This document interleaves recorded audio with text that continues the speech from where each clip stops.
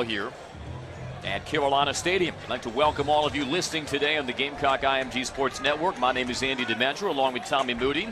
This broadcast also being simulcast on ESPN3 and Gamecock All Access. We appreciate you watching in addition to listening today across all our platforms. Bousfield swings through a bunch on the first offering from Wynkoop. 0-1 and we are underway. Bousfield at .425, 3 home runs, 17 driven in. Checks his swing, takes low and away. Extended his hit streak to 12 games last night and then some. 3 for 5, 2 runs, and that game-winning grand slam in the 6th inning. A long fly, shot foul down the left field line, 1-2. 2 of their 4 extra base hits last night, and 3 of their 8 hits overall. He's a right-hander against the lefty slants of Jack Wynkoop, who studies the sign from Griner. Wind up in the 1-2. Got on bouncing ball, skims off of Wynkoop's glove behind the hole, fielded by Mooney, will spin but not fired. And he goes for an infield single for Bousfield. Even at 6'4", Wynkoop couldn't get that glove up in time to snare it. And Ole Miss is in business in the first. That's the 7th time this season the first batter of the game against Carolina got a base hit.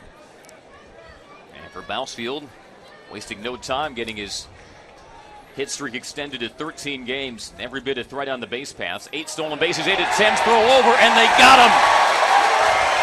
Wynkoop has a tremendous pickoff move, and they caught Bousfield flinching towards second. The throw was a little off target to Martin, but he swept the tag across the left corner of the base, and Bousfield, just like that, no sooner did he arrive at first, is he off of first. 1 out.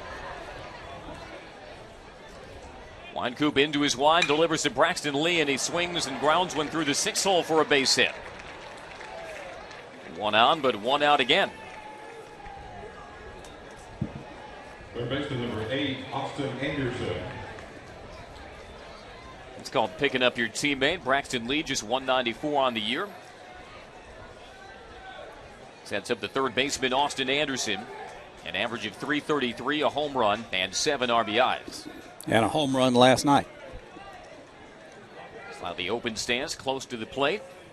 Wynkoop with another throw over. This time, Lee backsliding with room to spare. Gamecocks now with 4 pickoffs, 3 by Wynkoop, 1 by Griner.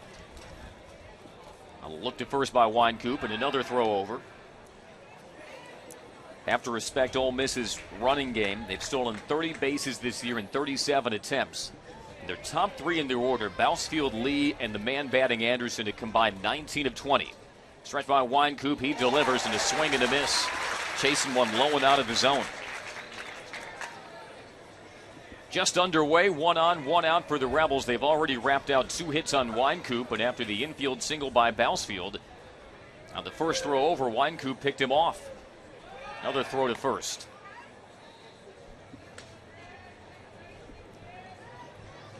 Slight breeze to right field. Right over in right, playing a little deep against the left-handed stance of Anderson. .333 on the year. The pitch, grounded, weakly to short, speared by Pancake, lobs to second for 1. The relay to first will be late. The Pancake doing a nice job to flag that over in the 6th hole and then play it on to Arendas to get the force. Boy, you thought that was going to sneak into left field. That's an outstanding play by Pancake and a quick turn, even though he didn't have much chance to get a double play. But DC looked good turning that double play attempt. 6-4 on the fielder's choice.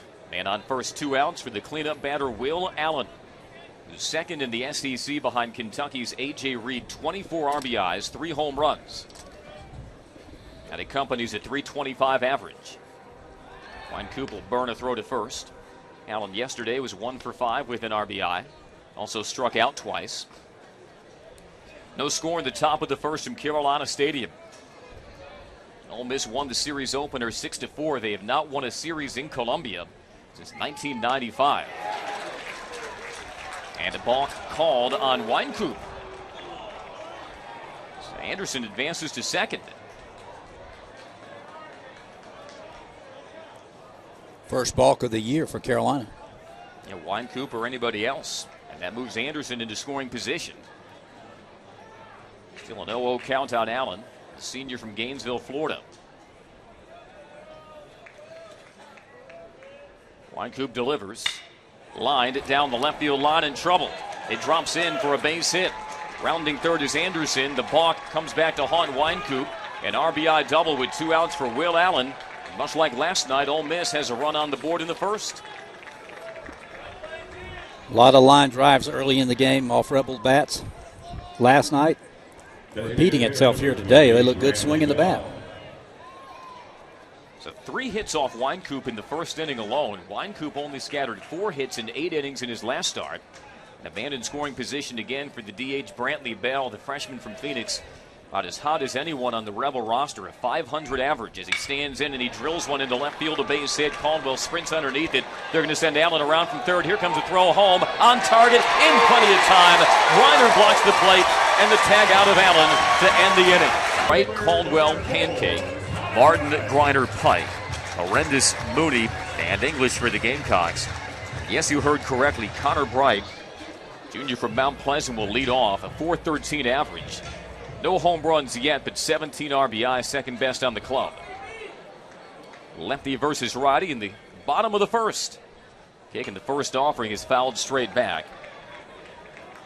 Of course, the oddity of seeing Bright in the leadoff spot was that last year he walked 3 times in 177 at-bats. Leadoff man so often is tasked with working deep counts. But he has 8 walks this year as he drills one foul off to the right, quickly 0-2.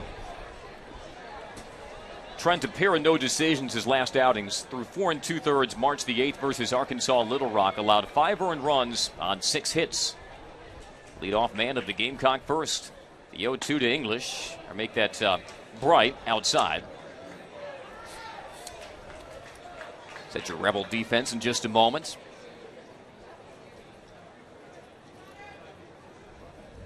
The wind and the 1-2. Fisted foul in the air behind the Gamecock dugout. That's and great play. Excuse me, and that's great location after some outside stuff. Busted him in on the hands there, and he just did all he could do with it. Fouled it off. Pump that fastball 90-93, a power slider as well. As catcher Allen hangs the sign, and the 1-2. Changeup high and outside. Lee, Bousfield, and Jamison left to right across the Ole Miss outfield. Anderson's at the hot corner. Robinson, the freshman, at shortstop. Overby at second, and Orvis at first. The break-even pitch to Bright. Swing and a miss on the high fastball. So 1 out, here's Elliott Caldwell. Left fielder comes in .289, no home runs, 8 RBIs.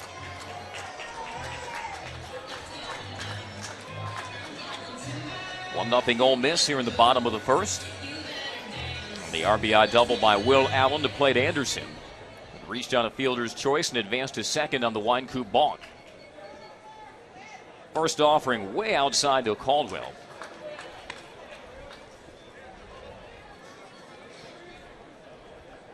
Caldwell last night was 0 for 4 batting 8th. Stands deep in the box, the 1-0. Changeup in the air, right center field. This could split the outfielders, and it will. One hops against the wall. Caldwell runs through first. Head down, he cruises into second with a 1-out double. As Elliott Caldwell often does, he uses the middle of the field. From that right center field gap to the left center field gap, he gets most of his hits. Certainly tattooed that one to the bullpen. So the Gamecocks in business. Here's Joey Pancake. Trying to dig out of that early season slump. Averages at .259. A home run, 6 RBIs. Yesterday was 1 for 3 with a pair of walks. Trent from the stretch at bent waist, now steps off the rubber. And wind favoring the right field. Look back in the pitch. High bouncer up the middle. Range to his right. Robinson has it. Plants and throws over to first. 2 outs. Caldwell moves to third.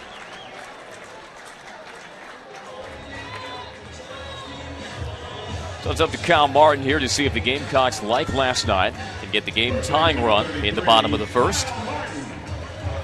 Martin batting .344, 3 home runs, 13 RBIs. 0 for 4 with an RBI last night. Lefty versus lefty.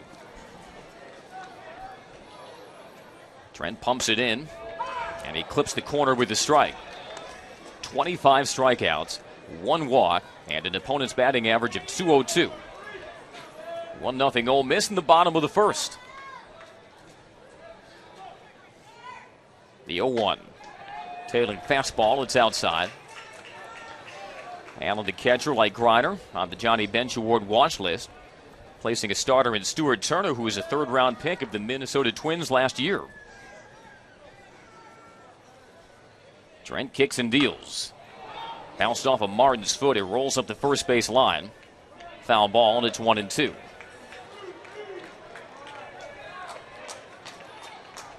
For a power hitter, Martin still has more walks than strikeouts this year. 10 base on balls, 8 strikeouts. Caldwell at third, 2 outs. 1-2. Slapped off the plate, he stays alive. He's out in front of a changeup, but able to make contact. Good job of not trying to do too much with that, just guarding the plate, fighting it off.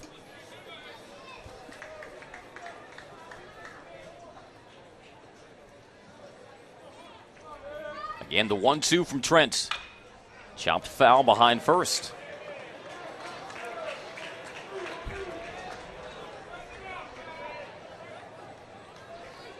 Gamecocks have lost their SEC opener now 3 times in the last 4 seasons. After that 6-4 defeat last night. The kick and the 1-2 pitch again. Up high. Trent has thrown 1 wild pitch in 25 2/3 innings this year. He has hit 5 batters, but again has only allowed 1 walk. Now 26 strikeouts after Kane Bright to begin the Gamecock first. Deals the 2-2. Bouncer, bump the middle, long run over by Robinson. He's on the grass, has to get it out quickly, and does. He beats him by a step. Boy, Robinson has shown some range up the middle. The freshman shortstop. And the Gamecocks strand a runner at third. Caldwell's 1-out double. All the Gamecocks could muster there in the bottom of the first. No. All right, strike 1 to the leadoff batter of the Ole Miss second, Preston Overby. Audrey Brown, All South Federal Credit Union. Thanks for coming in again. Thanks, Andy. Appreciate it. All right, Audrey, thank you so much as we begin the top of the second at Carolina Stadium. 1-0 Gamecocks trailing, and quickly strike 2 over the outside corner to Overby. Batting .324, a couple of home runs and 11 RBIs.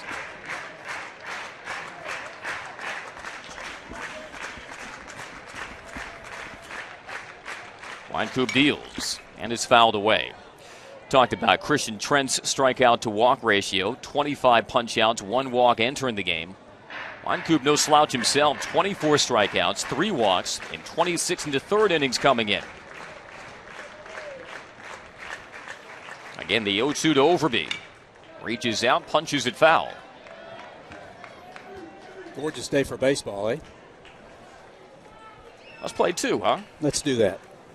I'm sure a lot of folks enjoying themselves at St. Pat's and 5 Points down in Columbia. There's the kick in the 0-2 again. Little bloop, shallow center. This one could be trouble, and it'll get down. Behind Arendis, in front of English, and another leadoff hit for the Rebels. Down in the count, he fought it off and just got enough of it. Tough luck, Jack Wynkoop. Looks like Ole Miss has taken the same approach as yesterday versus Montgomery. They know that Wynkoop's going to be around the zone. Sykes Orvis, the first baseman, he's a left-hander. .339, 3 home runs, 8 driven in. Very wide-legged stance. Wynkoop, the stretch in the pitch, a fastball high. Ole Miss entered the series second in the SEC in batting average behind Kentucky. .323. They were .229 as a team last night, but 4 of their 8 hits went for extra bases. Their RBI hit in the first was a double from Allen. 1-0 Rebels lead in the top of the second, and they have out-hit the Gamecocks 5-1. The pitch. Strike call.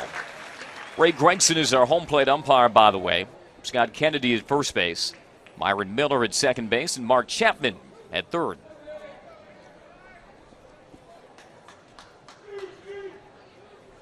Overby, no stolen bases. 1-1. Fly ball, straightaway center. Drifting back is English. He's all the way to the track now, up against the wall, and he makes the catch with about a foot of room to spare. Even when those flags were lapping gently, that ball had a lot more carry to it than it looked like off the bat. A long fly out. 1 out, and Overby jogs back to first. It looked like medium depth when it left the bat, but it sure carried. I'm glad I'm not the only one. Thought that. The shortstop, Errol Robinson. Out of Boyd's, Maryland, 306. No home runs and 5 RBIs. He's made a couple of nice picks in that first inning. Crouched down from the right side against the lefty Wynkoop. Changeup low and away, 1-0. Robinson, the first true freshman to start the season opener at shortstop at Ole Miss since Zach Cozart, now a member of the Cincinnati Reds. It's pretty good company. Outside target from Griner, the 1-0. Fouled back to the screen. Good baseball tradition at Ole Miss. You know, in this series so far, they've got 12 base hits. Make that 13 base hits, 8 and then 5. 6 of their hits have come in the first 2 innings. Pancake hugs the line at third. Throw over to first. Here Ole Miss's dugout hollering after that pickoff in the first inning. They're going to help out their teammates on the base paths. As we said, Ole Miss 30 stolen bases this year. Over be none of them. The stretch in the 1-1. Up above the belt on a fastball. 2 balls into strike.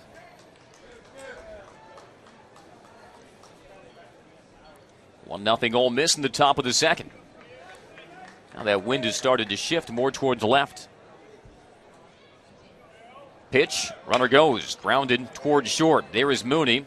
Plants, fires, on target to Martin. 2 outs, over beyond the second. Right fielder number 4, Will Jamison. So that brings up the right fielder, Will Jamison. Made some highlight reels now with his bat, but with his glove last night. He robbed Connor Bright of a surefire triple, and that diving catch was number 8 on SportsCenter's top 10 plays. Very upright stance from the left side, an average of 300 on the year. Wynkoop glances back to second, now delivers, and deals strike 1 at the knees. They made 2 of the best defensive plays we've seen all season last night. Robinson made the other one at shortstop, leading off the 9th inning when it looked like Kyle Martin was going to start things off for Carolina by getting on base. Man on second, 2 outs in the Ole Miss second, leading 1-0. Pitch outside.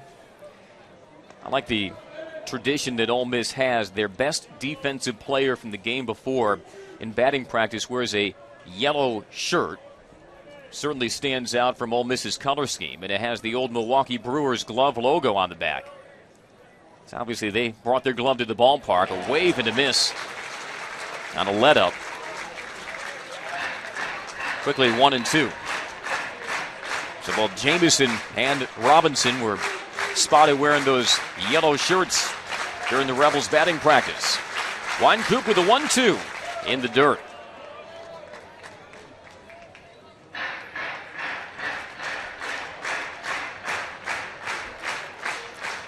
Ole Miss got its run on a 2-out RBI double. 2 outs, a man on second. Overby ranging off the bag. The 2-2 from Wynkoop. Cut on a high bouncer towards first. It's speared at the waist by Martin. Jogs over to the bag for the 3rd out. By way of Delgado Community College in Louisiana. Now fires in there for a strike. Crowd didn't think so, but Ray Gregson has the only opinion that matters. Outfield playing Griner straight up and straight out. A 1-1 changeup dips low. Grayson 1 for 4 in last night's game, and then he hit one right on the nose. Another at bat, but it was caught. Drops his average at 362 and a team leading 19 RBIs. A high drive left field, but won't have enough carry. Ranging over and on the track, Lee makes the grab. 1 out. You tell by the sound, he just didn't hit that on the sweet spot. He turned on it, but not enough on it. And it goes for a long out, number 1. In on his hands just a little bit, but what a home run swing. Not quite. 1 out for the DH, Weber Pike. Weber making his 2nd start of the year. Got some mileage out of what few appearances he's had. 5 hits and 8 at-bats for his .625 average. Looks at strike 1 at the knees. 1-0 Ole Miss, bottom of the second. played 2 today.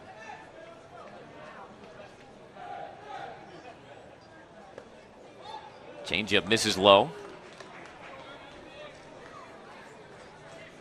Trent has only allowed a .202 opponent's batting average across his 4 starts and 25 innings coming in. 1-1 to Pike. Rips it foul, fading down the first base line. That Milo berm packed as you'd expect on a gorgeous day like today. Horrendous on deck. 1 ball, 2 strikes, base is empty and 1 out. Trent working quickly. Pumps it in, a check swing on an inside fastball, appeal down to first, but no swing, says Scott Kennedy. What a tough pitch by Trent. He's not afraid to work inside to right-handers. Why not with that strikeout to walk ratio? 2-2 to Pike. Grounded softly up along third, running in on it is Anderson, a side saddle throw, but a beauty. On that left side of the infield, Anderson and Robinson already this series, they've made some nifty plays. Not as easy as Anderson made it look. He retires Pike for the second out.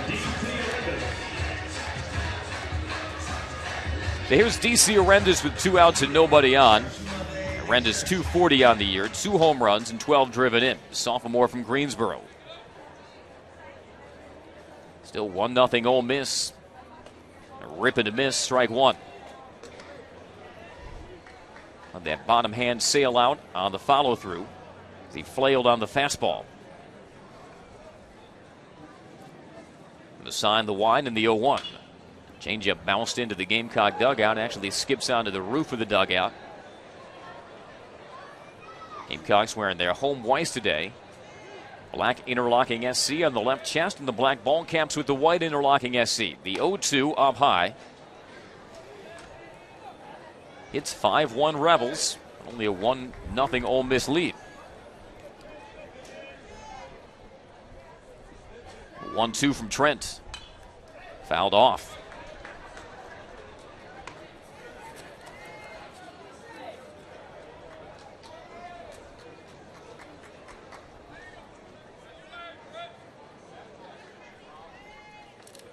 Another 1-2. Almost hits Arendas. It was inside, 2-2.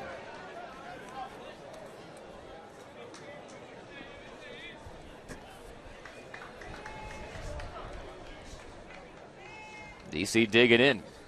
2 balls, 2 strikes. The pitch a bit high. He's gone full. And again, only 1 walk allowed by Trent all year. That doesn't necessarily play against the Gamecocks. Not a team that likes to work deep counts.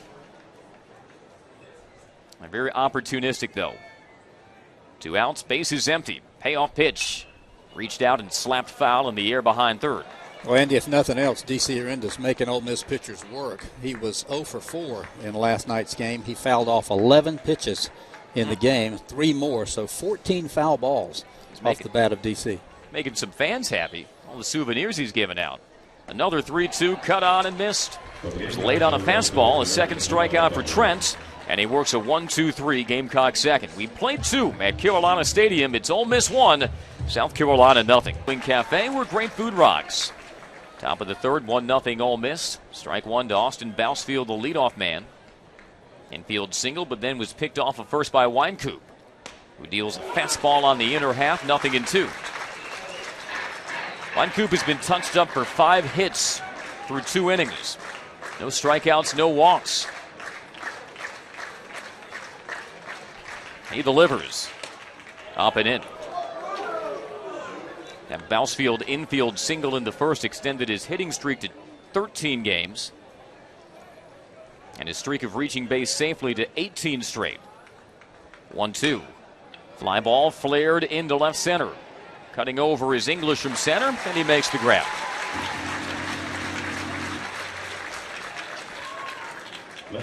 First time that Ole Miss has not gotten the leadoff man up.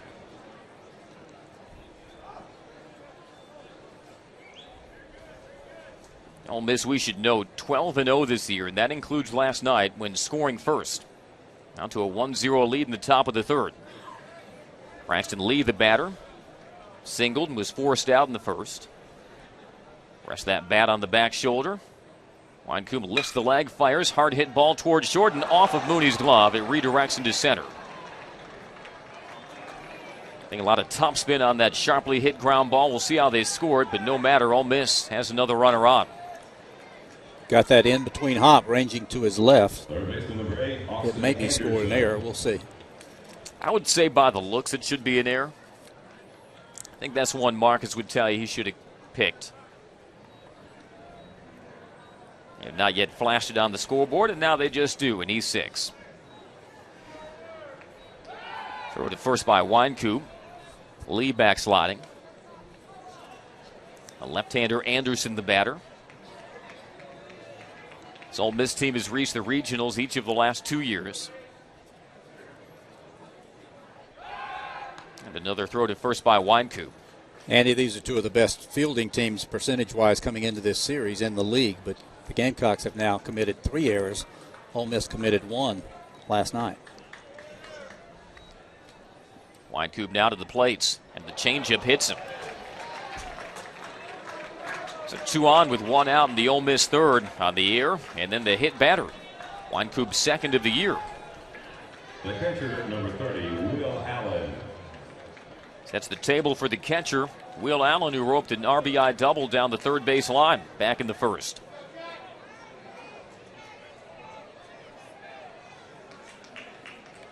Just looks like Wynkoop and Montgomery have not looked comfortable against Ole Miss's hitters.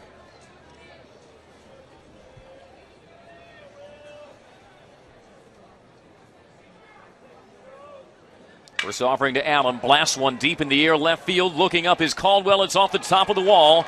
Rounding third is Lee. He'll head home. It'll be an RBI double again for Allen. Run scores, second and third, 1 out, and the Rebels have a 2-0 lead. Now 3 runs batted in this series for Will Allen. We were wondering, Andy, how he got out of Gainesville, but you reminded me before the game there was a guy named Zanuno, an All-American Player of the Year, down there catching for Florida when he came out of high school, and he's certainly making himself known in Oxford, Mississippi, I'll say that. And out comes Jerry Myers, the Gamecock pitching coach. Dangerous spot here for the Gamecocks. They trail 2-0, but 2 in scoring position, 1 out in the top of the third. This is a TM Ployding Company consultation. If you're an IT professional, consult with the recruiters from TM Ployding Company for challenging career opportunities. Check them out at tmployd.com. And to say that Wynkoop and Montgomery have not looked comfortable against Ole Miss's batters, I think that's less an indictment of Jordan and Jack as it is a credit to Ole Miss and the plate approach they've conceived for this series against a pair of really sturdy left-handers. They've gotten a couple of flares for base hits in this series, but for the most part, sweet spot of the bat is finding the ball. They look good up there. So the freshman Brantley Bell stands in, a right-hander. Martin even with the bag at first, same with Pancake at third. Mooney deep and short, they'll concede the run from third. First pitch. Clips the inside corner, strike 1. Bell is the son of former longtime major leaguer, Gold Glove winner Jay Bell. Won a World Series with the Arizona Diamondbacks in 2001. Average up to .514. Drilled a single to left his first time, but throw by Caldwell to home. Got the tag at the plate to end the Ole Miss first without any more damage. Changeup low, 1-1. Hunter Privet getting warm in the Gamecock bullpen here in the top of the third with the Rebels on top 2-0. Our Sansbury look to the bullpen.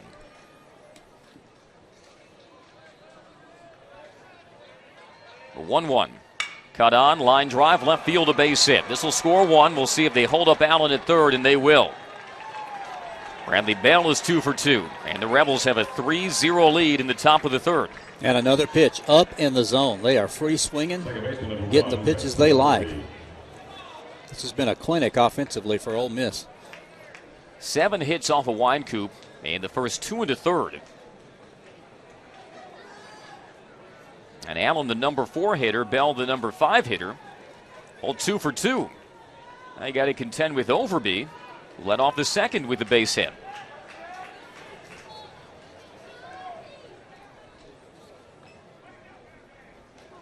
Overby, a right-hander like Bell. Wynkoop fires to first.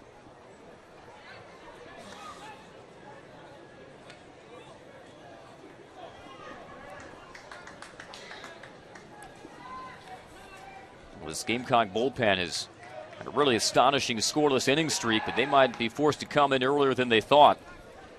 Wynkoop has had 3 consecutive quality starts to enter SEC play, but as every one of these players on both sides knew coming in, conference play is an entirely different animal. Runners at the corners, 1 out. 1-1 count to Overby. 3-0 Rebels in the third.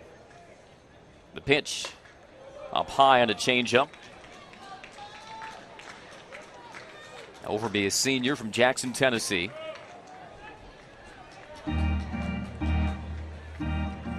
He's on a 5-game hitting streak.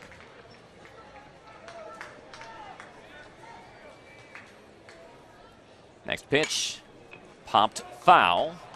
First base side, and out of play. Martin giving chase. It'll bounce about 6 rows deep.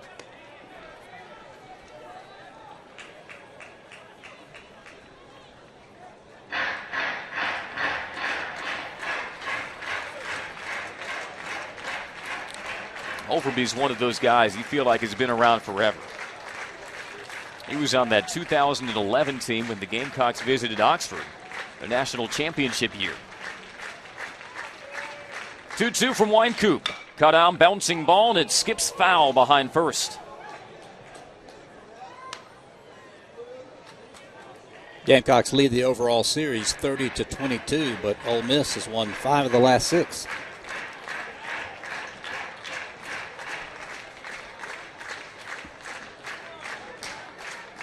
They have proven themselves to be a pesky hitting team early. Another 2-2. Cut on, pop fly, left field deep. Caldwell ranging back towards the track. He'll make the grab plenty deep to tag up Allen from third. No throw in, and the sacrifice fly plates a 4th Ole Miss run. Rebels lead 4-0.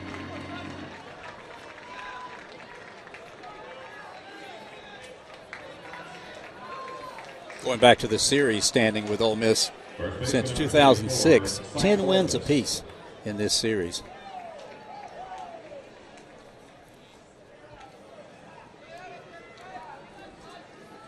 Two outs, man on first for Sykes Orvis.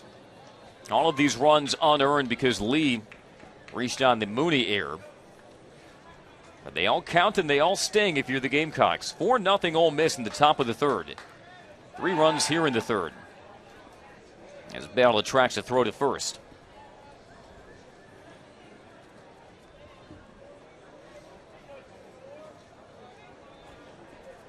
Meanwhile, the Gamecocks just an Elliott Caldwell double. Outside target to the left-hander. Wynkoop pops the glove of Griner, but it was outside, 1-0.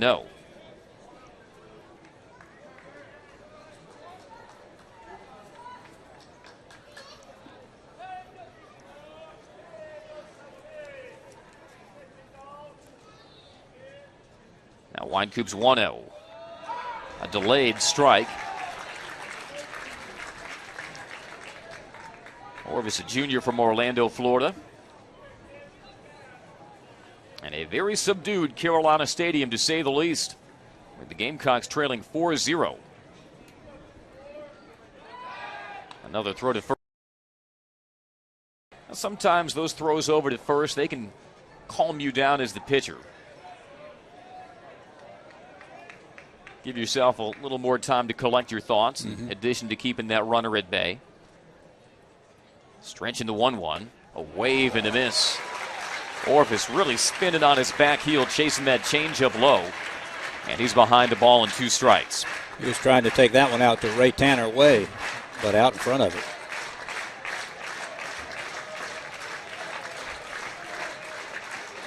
One ball, 2 strikes. 2 outs in the Ole Miss third. The pitch. Off the plate.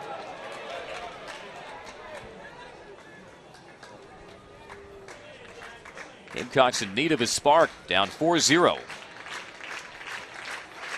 Ole Miss was no pushover. Gamecocks knew that coming in, as high as number 12 in the nation.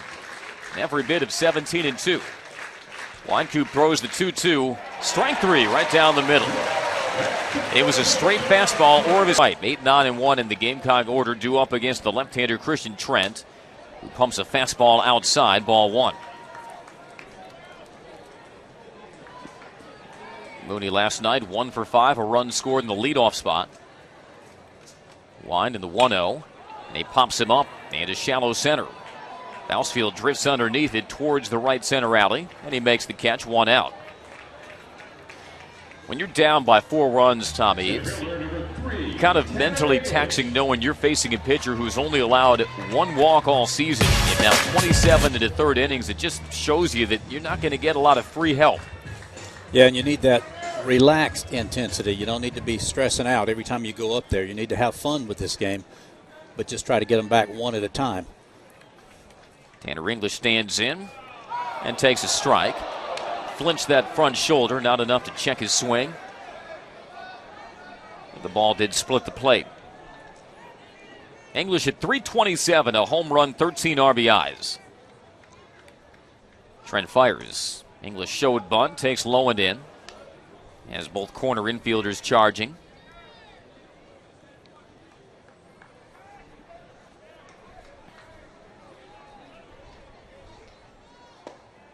And another changeup low, 2-1. Much more selective this season, Tanner English, than in the past up there. Trent's fastball grounded third. Diving stop behind the bag. Anderson throws over to first, but it's off the bag and away from Orvis. It trickles behind the first base coach's box. And Tanner English puts the Gamecocks in business with a 1-out infield single. Anderson, with a diving backhand stop behind third, sprung to his feet and fired a rocket over to first, but it was wide of Orvis. My goodness, even with English's speed, that was going to be close. Another great defensive play by Ole Miss. He certainly saved a base, even if he didn't save a base hit. That's correct. Top of the order in Bright. Struck out swinging to Trent in the first. Change up low and outside, 1-0. I think part of the rationale for Chad Holbrook behind batting Bright in the leadoff is you just give him more at-bats. He's got a .413 average, 17 RBIs. 1-0 on the way. Cut on, fly ball, hard hit into right field, but going back, Jamison makes the grab. English was almost 3/4 of the way to second. He now scurries back. And 2 outs. Left fielder number 30, Elliot Caldwell.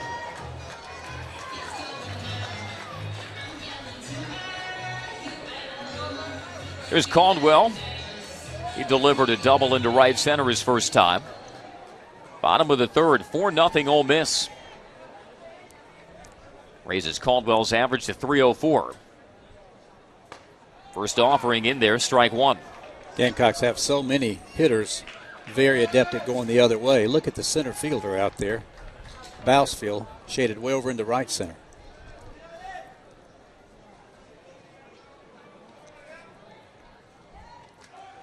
The 0-1 taken low.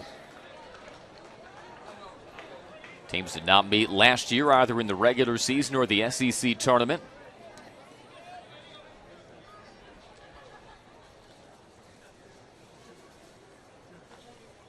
One changeup, a foul tip into the catcher's mitt. It's 1-2.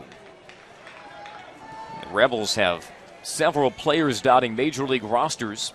Seth Smith out in Oakland, Drew Pomerantz, Zach Cozart, whom we had mentioned earlier with the Reds, Chris Coughlin, Lance Lynn, and the 1-2 reached out and slapped into right field, a base hit. English making a hard turn through third, but it's gunned in by the right fielder Jamison. Elliot Caldwell is 2 for 2. Good piece of hitting. Going after one low and away and just flicking it into shallow right. Tough pitch, and he made the most of it. 2 on, 2 out for Joey Pancake. Gamecocks trying to stir here in the bottom of the third, down 4-0. Pancake grounded out to short his first at-bat.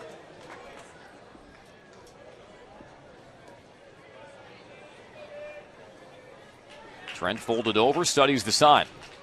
Now fires. High and outside. hasn't thrown his changeup for strikes, especially to the right-handers. English at second, Caldwell at first. 2 outs and 2 on for South Carolina. Down 4-0 in the third. Pitch just outside.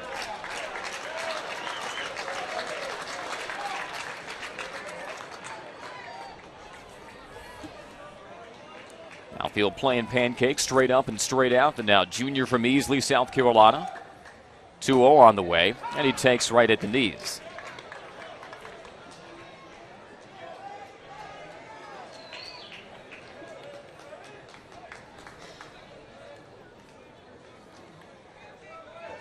Gamecock stranded a runner at third in the first. 2-1 again. In there. A couple of really nice fastballs that Trent strung on the clothesline to Pancake to move back from a 2-0 count to 2-2.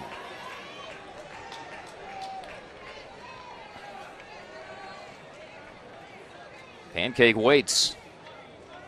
Trent at the letters. Deals. Strike 3 on the outside corner. He backdoored him with a changeup. Pancake thought it was outside, but a big strikeout after 2 runners came on with 2 outs. We move to the 4th inning. 4-7-0 for the Rebels. 0-3-1 for the Gamecocks. Jack Wynkoop's day is done. After allowing those 4 runs, only 2 of them were earned, but 7 hits. Gamecocks going with the Jewelry Warehouse call to the bullpen. The right-hander Reed Scott, as he will face 8-9-1 in the Ole Miss order. And to take you through it, here's Tommy Moody. Thanks, Andy. Reed Scott's first pitch, bluffs a bunt, pulls the bat back, does Robinson, and it's a changeup in there for a strike. Scott, making his 4th appearance, has yet to give up an earned run. No hits in 3 1/3 innings, 4 strikeouts, and a walk. Next pitch, breaking ball is low and away. Of course, the Gamecocks working on a string of the bullpen, not giving up an earned run in somewhere around 47 innings up. Just incredible since opening day. Here's a pitch. There's a bouncer foul toward the third base coach's box. Quickly 1-2 on Robinson. He has made 2 outstanding plays. Just great plays at shortstop in this series, and both of them robbed Kyle Martin.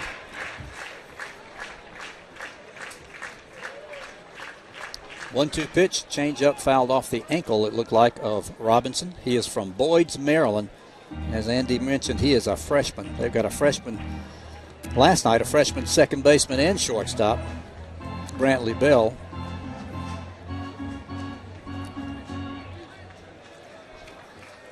Second baseman, Robinson, the shortstop. There's a shot to short. Mooney's got it in between hop. He fires, and a perfect throw. He got him. Big first out recorded by Reed Scott. Yeah, that Gamecock streak of about 46, 47 innings without allowing an earned run is going to be put to the test here. Not only with how many innings remain, but how well Ole Miss has been swinging today. Rebels played the part of streak busters last night. Pitch from Scott is foul out of play off the bat of Will Jamison, batting 9th in the order. He's the right fielder. Jamison 0 for 3 in the series. Was replaced late last night. Grayson Griner asked for time to go over the signs again with Reed Scott. 1 strike pitch. That one's at the knees on the inside corner with a changeup at 84. Quickly 0-2 to Jamison. He is from Memphis, Tennessee. One of 2 Tennesseans in the starting lineup. Pitch from Scott.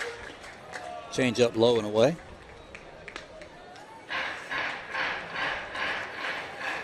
Four, 7-0 Ole Miss. 0-3-1 for Carolina. Wind blowing to right. Here's a pitch. Strike 3 called. Another changeup. A 2-seamer kind of throws it at the left-handed batter, and it breaks back across the plate. A big strikeout there. 2 up, 2 down in the 4th. That'll bring up Bousfield, Austin Bousfield, the center fielder.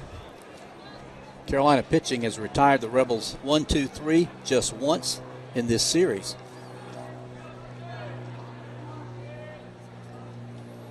Scott into the windup, and the pitch on the outside corner at 74.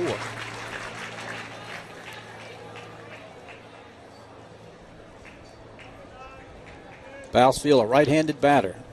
4 hits in the series. That one's outside.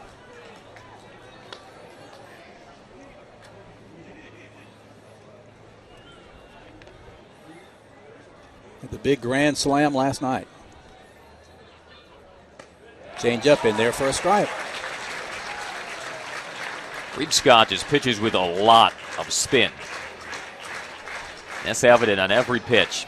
Just kind of flings that change up in there. A lot of arm action. Pitch on the way, foul back to the screen. He threw a complete game in high school, if I'm not mistaken, in Roswell, Georgia. And he topped out around 70 pitches. That's being around the plate, brother. Now, that is a 7-inning game, but still. 1-2 pitch. Strike 3 called on the outside corner. Again, a two-seamer at 84. 1, 2, 3. Go the Rebels here in the 4th. So we've played 3.5 here at Carolina Stadium. Gamecocks need to get busy with the bats. It's 4-0. Ole Miss, we're back. In game 1 of their doubleheader, 2-1. It's a check swingy, went around too far for strike 1. Kyle Martin up there, 0 for 1. Well, that is just tremendous. What a feeling that had to be, and the fans were loving that. 0-1 pitch from Trent. There's a fly ball into right field. Going back toward the wall there is Jamison, and he shades his eyes. Almost lost it in the sun. About 2 steps from the wall out there on the track. Long, noisy out number 1. Here's Grayson Griner, 0 for 1. We do have a breeze blowing to right.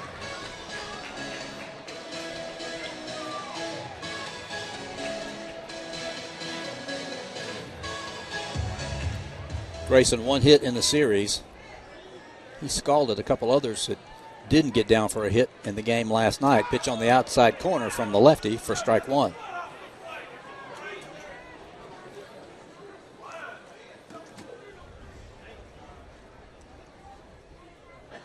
Swing and a miss. Change up down low, but Grayson went hacking after that one, 0-2.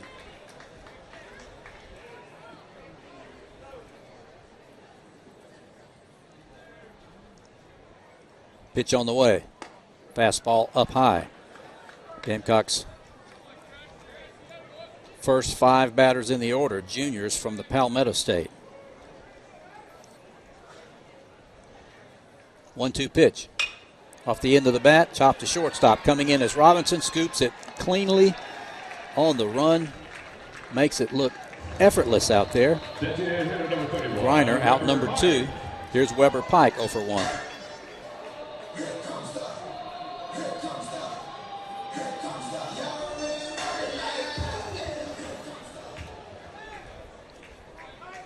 Weber Pike has certainly gotten off to a good start in his Carolina career. He's a redshirt freshman from Beaufort. 5 for 9. Pitch on the outside corner for a strike.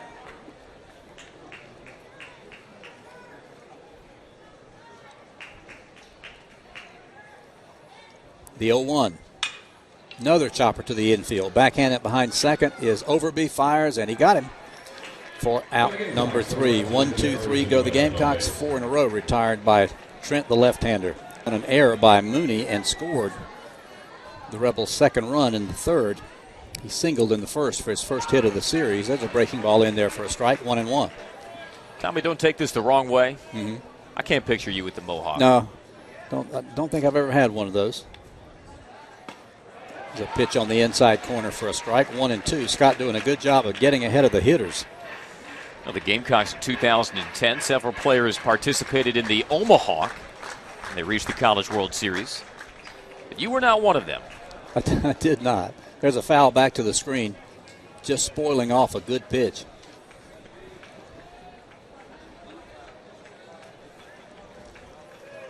Scott fires. High fly ball down the left field line. Caldwell coming over just barely in foul territory by 5 or 6 feet, makes the catch for a big first out. Let's pause 10 seconds for station identification. You're listening to Gamecock Baseball. Number 8, Austin Anderson.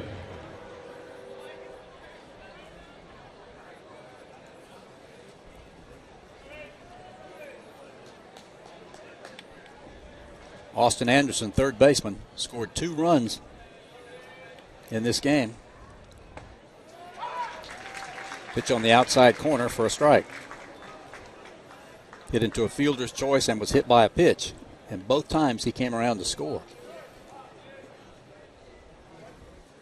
Scott. Good action on that changeup there, tailing away from the left-handed batter, but it's outside. 1 ball, 1 strike, 1 out. Gamecocks down 4-0 in the 5th. Changeup down low. Anderson from Sorrento, Florida. He's a junior. Pitch on the way. High fly ball to center field. English going back. Now he turns around and makes the catch. 10 feet shy of the track for out number 2. The catcher, number 30, Will Allen. Allen has been trouble. Will Allen, the catcher. Double, drive in a run in the 1st. RBI double in the 3rd.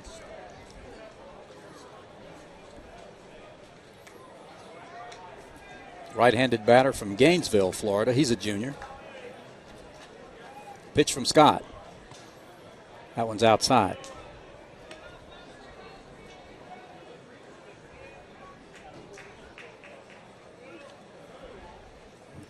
Pitch on the way.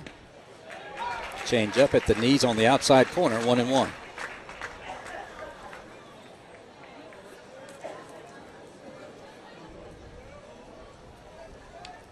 Pitch on the way is outside. Gamecocks trying to improve to 17-1, but a lot of wood to chop before they accomplish that. It's 4-0 Rebels. There's a little bouncer towards third base. That's going to be trouble. Pancake charges, fires, and he got him by a step. First batter for Carolina, D.C. Arendis. Here in the 5th, D.C. a strikeout victim. Back in the 2nd. Hitless in this series. Here's a pitch. Breaking ball in there for a strike.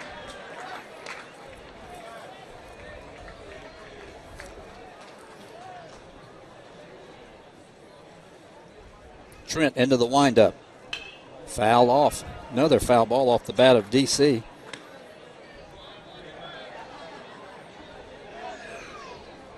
But quickly in a hole here.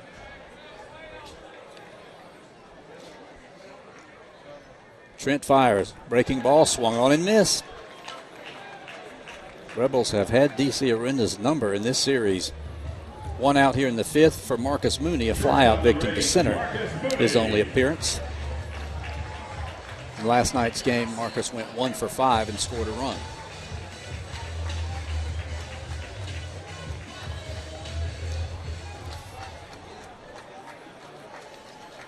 Right-hand batter digging in. Pitch on the way. He's bunting, and it's a good one. Pitcher Trent is not going to be able to do a thing with it. That ball rolled out there about 20, 22 feet from home plate. Couldn't have rolled it out there any more perfectly if you just did it with your hand. Great bunt by Mooney. Maybe that'll start something here in the 5th. Here's Tanner English. 1 hit in this game. Came back in the 3rd inning. 2 hits in last night's game. I wouldn't mind seeing English drop down a bunt again.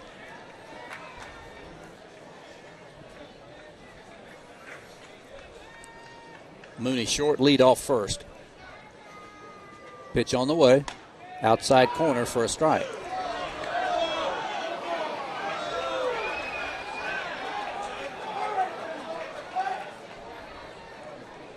That was Carolina's 4th base hit. He's bunting. It's out towards first. This time the pitcher's going to field it, throw, got him by a step. Bunted that one a little bit too hard unless you're going to try to get it by the pitcher. He did not do that either. On the play, Mooney takes second, but there are 2 out. Going to take a clutch hit from Connor Bright.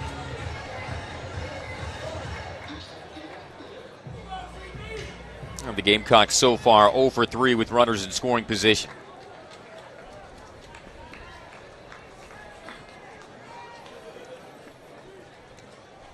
Connor Bright 0 for 2.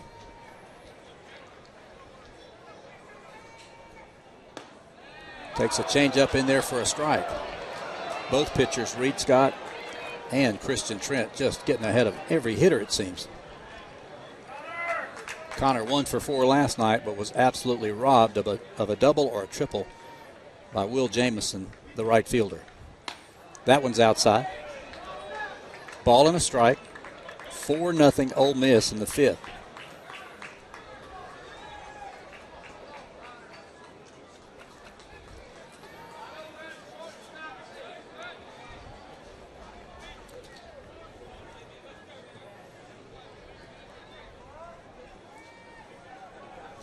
The look back in the pitch.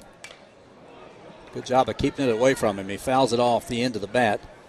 Looks like it was off the catcher's shin guard. Professional courtesy extended by Ray Gregson to hand deliver the ball back to Trent.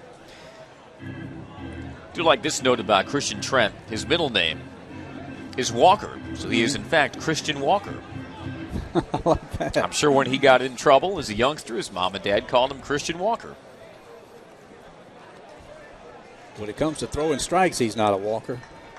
Only walked 1 all season long. That's why it's a middle name, not a first name.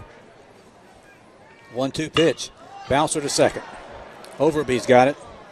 Throws to first, got him by a couple of steps, and the Gamecocks retired with just the 1 hit in the 5th. So 5 in the books here in Columbia. Beautiful day for baseball. We're going to play 2. But the news not good so far. Ole Miss 4 and Carolina nothing. First batter up, or the DH, I should say, in this game. First batter up for the Rebels. Second baseman last night takes a strike.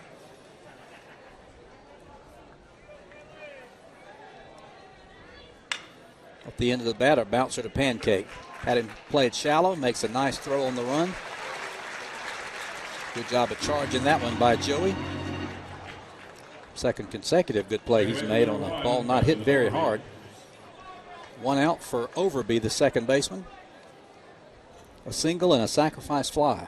And that is 7 straight retired by Reed Scott. We both commented on how, you don't want to say it's exotic, but his delivery is certainly a little different. Change up breaking ball inside to Overby. 333 as he stands in. Rebels will throw some averages at you. Change up outside, 2-0. Scott just kind of buggy whips it. Mm-hmm. Slings it in there, and that arm action sure gets the batter off on a lot of occasions. Looks like a highlight player.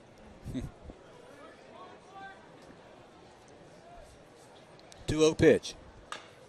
Bounce foul back to the screen.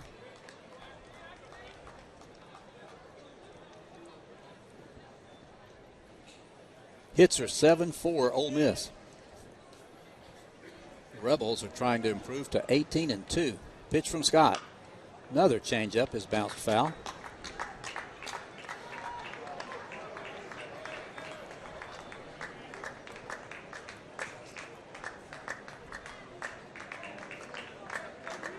Reed Scott, 6 foot, 180 pounds. 2-2 pitch. Swing and a miss. He struck him out. Had another changeup that just dive bomb out of the strike zone. So 2 outs now for Sykes Orvis, the first baseman, 0 for 2.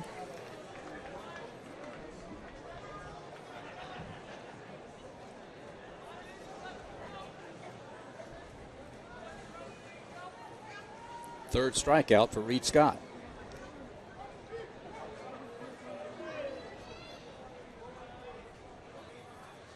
There's a bouncer to short. Mooney's got it.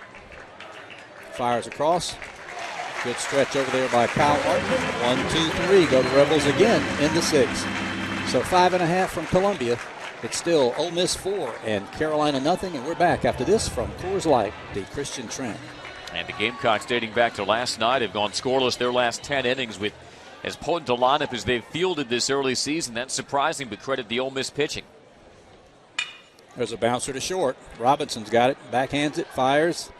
Nice stretch over there by the first baseman, who in this game for Ole Miss, Sykes Orvis. Another good play by the Rebel defense. It has not helped the Gamecocks that they have not gotten the leadoff batter on. You got to get Trent thinking, and so far, haven't accomplished that. Let up outside to Pancake. Joey 0 for 2. 1 for 5 in the series.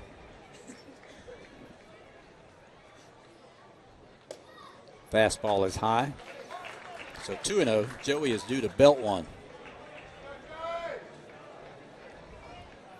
1 homer, just 6 runs batted in. Here's a pitch. There's a shot right up the middle for a base hit. He hits that one right back where it came from. Gamecocks have a 1-out single. Here's Kyle Martin 0 for 2. A wind starting to blow a little more briskly now to right field. We'll see if there's a fat pitch to be thrown by Trent if Martin can turn on it.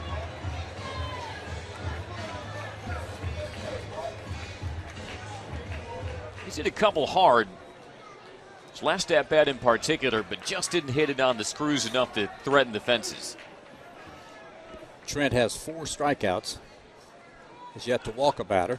There's a check swing on a high pitch. They appeal. He did not go around.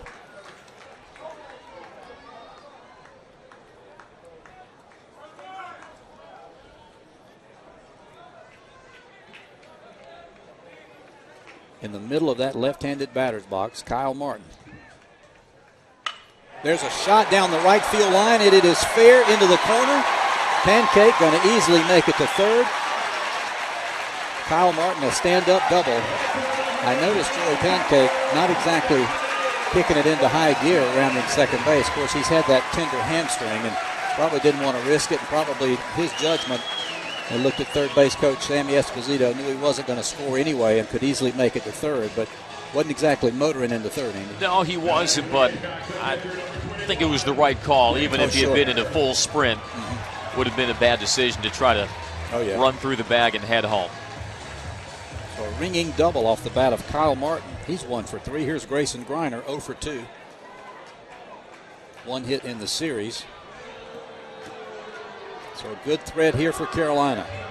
We're going to have a visit to the mound by Mike Bianco. Fans Bilo is giving you a chance to get closer to Gamecock baseball.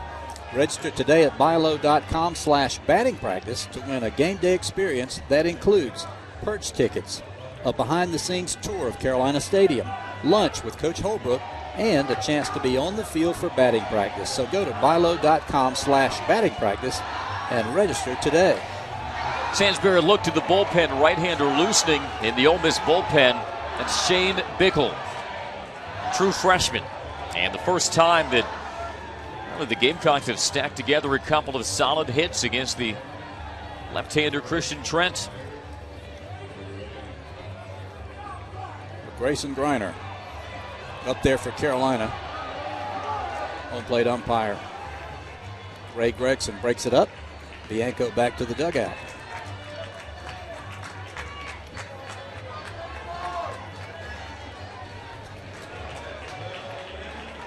Johnny Cash in the background and Grayson Griner in the box. And we're set to go. Working from the full windup, Trent fires. Changeup outside. And I would expect a healthy dot at changeups because the last couple of innings in particular, he's really gotten them over for strikes. Outfield straight away, medium depth. Pitch on the way. Fastball high and away. And Trent also has a power slider, but we haven't seen as much of that. That's regarded as his second best pitch, but it's been the command of his fastball working both corners and then setting that up with the changeup. The windup, 2-0 pitch. That one's outside with a let up. 76 on the gun. Trent Bianco probably told him there are worse things in the world than setting up a double play by walking this guy. We'll see what happens. 3 balls, no strikes. Pitch on the way. That one's on the outside corner, 3-1. Grayson didn't offer at that one.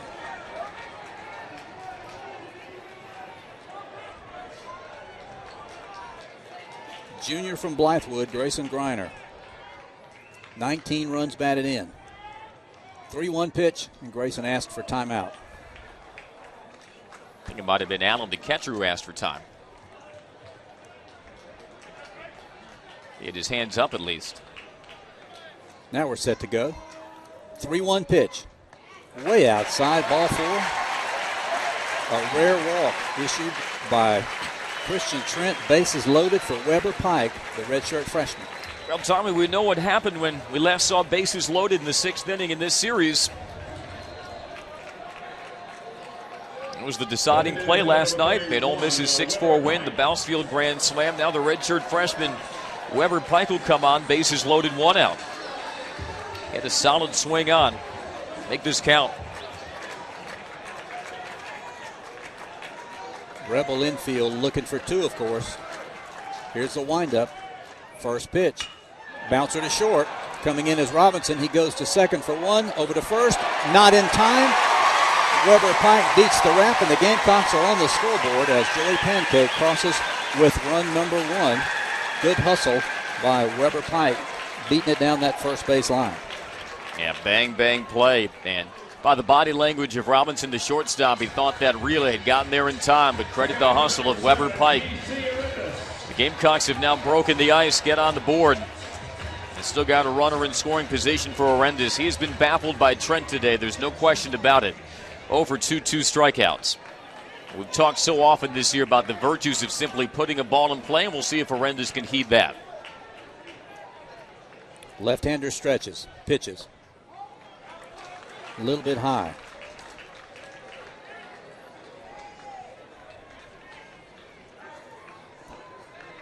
Arendas has struck out 4 times in this series. 1-0 pitch. Foul back into the screen.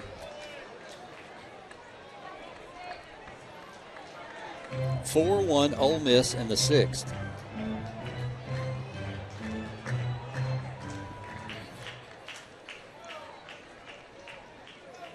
Left-hand batter waits.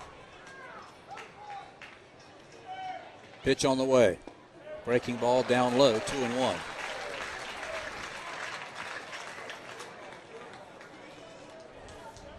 DC with 12 runs batted in.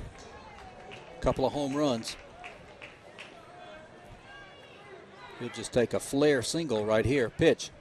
Foul back into the screen.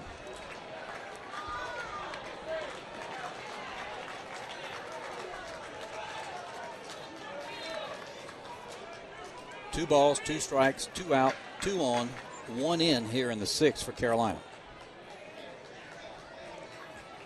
Trent stretches, pitches. Strike 3 called, outside corner. Arendas goes down again. Andy Demetra. Thank you very much, Tommy. First pitch at the knees to the shortstop, Errol Robinson.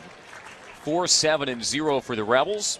1-6-1 for the Gamecocks. The fielder's choice RBI from Weber Pike to play Pancake in the bottom of the 6th. Next offering, Robinson shows bunt, takes low. And that run, the Gamecocks' first of the game, brought to you by CPI Security. CPI protecting what's important. Reed Scott has set down all 9 batters he's faced. 1-1. Breaking ball up high. Robinson's 0 for 2. 7 through 9 in the Ole Miss order, a combined 0 for 9 tonight. Kick at the 2-1. In tight with the fastball. First time Scott has gotten a 3-ball count. He delivers. Taken all the way. 3-2. Just kind of served it right over there. Robinson didn't offer. Rebels scored a run in the first, 3 in the third off of Jack Wynkoop. That's all he lasted. Payoff pitch on the outside corner. Strike 3 looking. 4th strikeout for Reed Scott in relief. Boy, he has been impressive. That makes it 53 consecutive innings now for the bullpen without allowing a run. Now an earned run. Yes. No matter, that's pretty good. An earned run, yeah. 53 innings. I don't think it detracts from the impressiveness of the streak. So 1 out, nobody on for the number 9 batter, Will Jamison. He's 0 for 2 with a strikeout. Lefty versus righty. Takes and grounds one deep in the hole behind first. Speared by Martin, wheels and fires over to a covering Scott. Gets him there in time. 2 outs. 3-1 on the putout. Good footwork on that pivot by Martin. And he waited on Scott to sprint over, shovel him the ball. Hit him in stride. 2 outs. In today's fast-paced world, you really appreciate the 1-hour eyeglass service from Sainsbury Eye Centers, but what you'll love most is how much better you're able to see. You really will have a bright, clear Sainsbury day. First offering a ball outside to the leadoff batter, Bousfield. 1 for 3 today.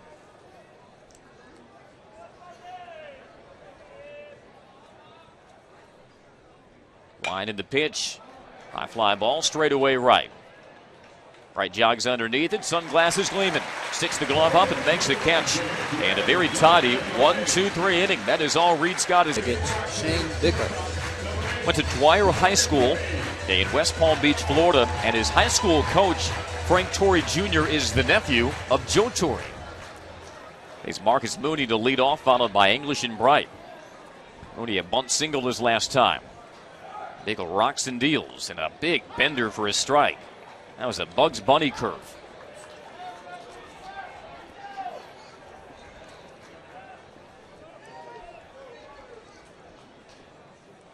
The 0-1. Fastball chopped foul towards Sammy Esposito. Misplays the bounce. I remember Frank Torrey was a pretty good major league player in his own right. Yep.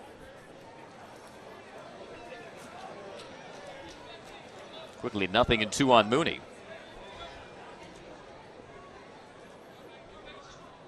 Bickle gets the sign and the pitch. Low and outside. Mooney didn't offer at that changeup. Guys put together out there. Bickle looks like a fullback on the mound. Don't think he'd have a spot in Hugh Freeze's offense, though. 1-2. Outside on a fastball, and the count evens.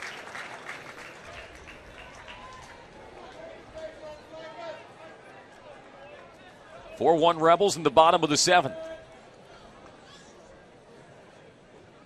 Line in the 2-2. Low and in. Gamecocks have yet to get their leadoff batter on through 6 frames. Trying to change that here as Mooney has worked the count full. Taps the plate and draws the bat back. Payoff from Bickle. Bouncing ball high over his head, charging the second baseman over, but he has it. Throws on the run in time. He beats Mooney by a half step. I believe that would have been ball 4. Looked a little up in the zone.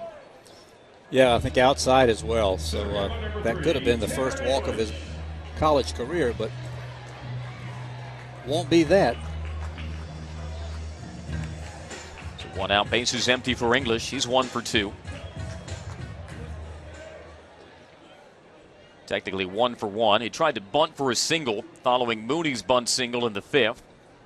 He's retired at first as he takes a ball inside. But he did advance Mooney, so they awarded him the sacrifice. Average at .339. 1-0 on the way.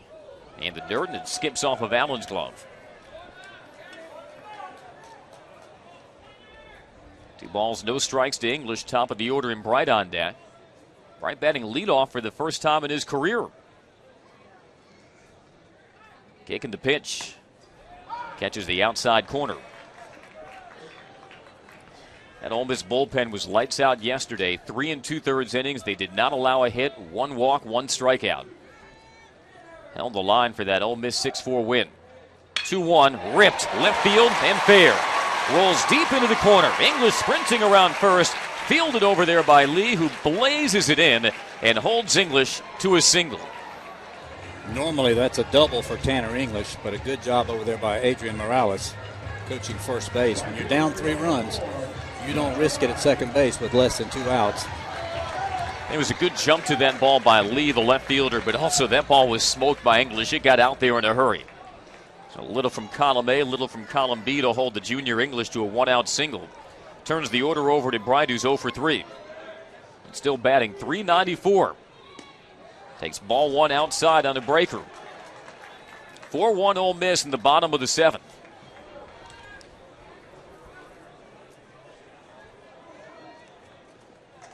This forces Bickle to the stretch. Delivers. Low and outside.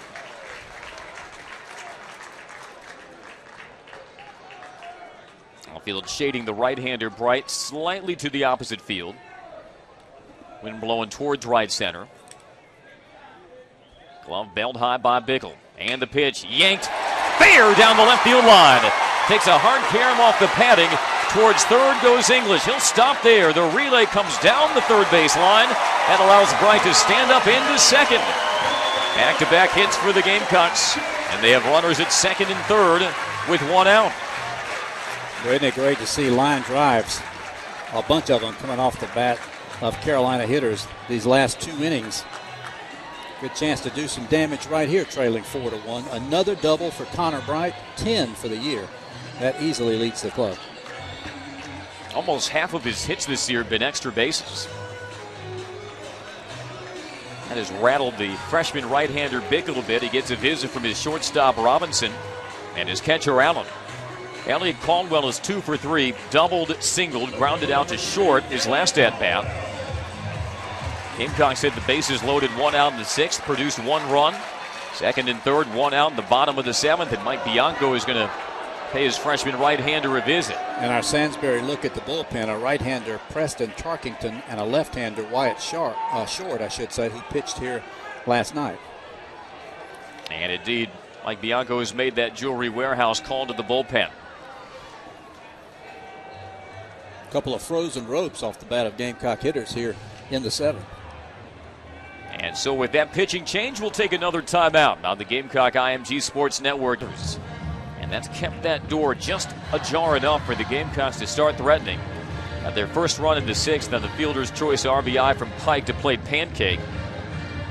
And here, a 1-out single from English, followed by a double from Bright. Hasn't been second and third, with Elliott Caldwell, the right-hander, standing in.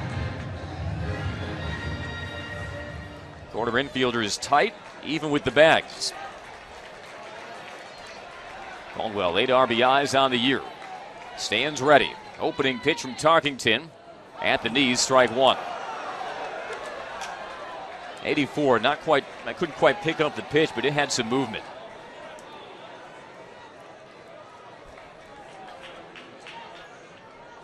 Ole Miss pitching has also gotten some timely strikeouts today.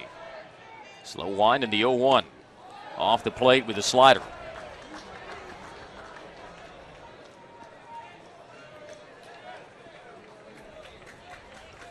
Gamecock batters have struck out 5 times today. Second and third for Caldwell. 1 ball, 1 strike, and 1 out. The pitch catches the outside corner.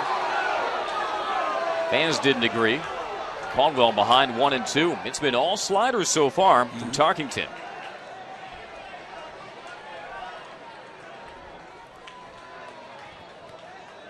Pancake on deck. Here's the pitch. Low and outside. Good slide and block by Allen. Johnny Bench Award watch list catcher. Count evens at 2. Gamecocks have now out-hit the Rebels 8-7 as we play in the bottom of the 7th, with Carolina down 4-1. Allen shakes out the side. Tarkington's 2-2. Swing and a rope. Caught on the fly by a diving Orvis at first. There they go again. Another flashing that leather. Telling you what, hard hit ball. Lined right towards first, and Orvis, backhand side, was able to squeeze down, make that catch. Didn't have to go quite full extension, but a great grab regardless. Now 2 outs, runners still at second and third for Pancake, who singled and scored in the 6th. Left fielder playing very deep. First pitch, fouled back.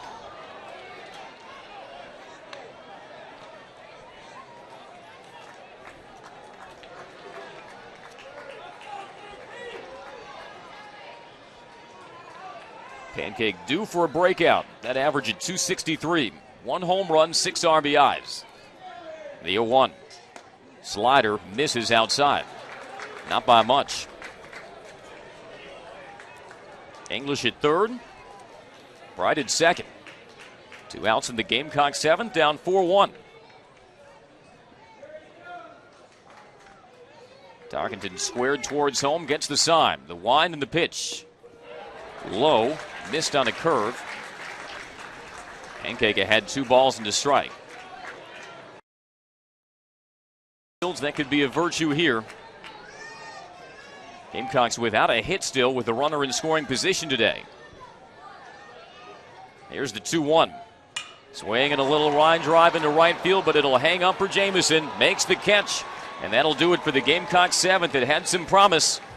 Consecutive base hits by English and Bright with one out, but the Gamecocks strand them both in scoring position. We play move to the eighth inning. 4-1 it remains. Ole Miss in front. Number 2 hitter Braxton Lee against the righty Reed Scott. Twirls a swing and a miss, and another nasty buckling changeup. He has been the fire extinguisher out of the Gamecock bullpen. 12 straight batters retired. The 0-1, that'll end that streak. Shot up the middle, a base hit. Right off the end of Lee's bat. No sooner had it left my lips, Tommy. I know. Hits even how it works. Hits even at 8 apiece, but the Rebels have made theirs count in the clutch more than have the Gamecocks.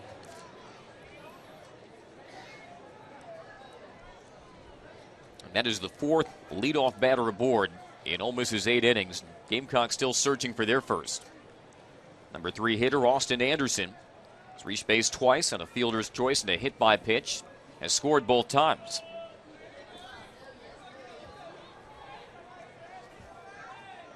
Anderson slightly open stance, elbows hunched over the plate. Scott from the stretch, outside 1-0. Our Sansbury look at the bullpen. Left-hander Josh Reagan throwing for Carolina out there in the Roth bullpen. Reagan and Fiore, Gamecocks 2 left-handed setup men. Saw Fiore last night along with Taylor Widener. Another snap throw to first sends Lee back sliding.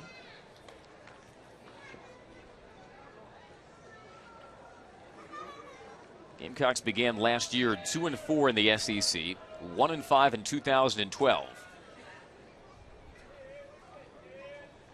1-0, runner goes, and the ball tapped off the end of Anderson's bat, foul.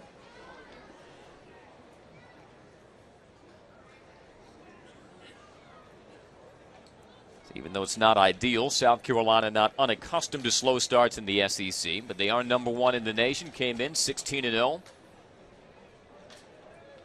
Staff ERA was at 1.2. 1-1. Fly ball foul off to the left. Of Ole Miss's 4 runs, 2 of them unearned. They're both assigned to Wynkoop. His ERA jumps to 1.84. And after 4 starts and 4 wins to begin 2014, hoping his teammates can get him off the hook. A ball and 2 strikes to Anderson. The pitch, again, sliced foul down the left field line. Did a good job to hunt low for that one, protect the plate.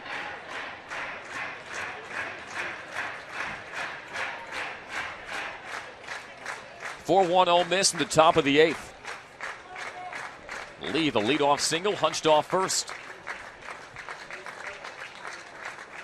Another 1-2, cut on and missed.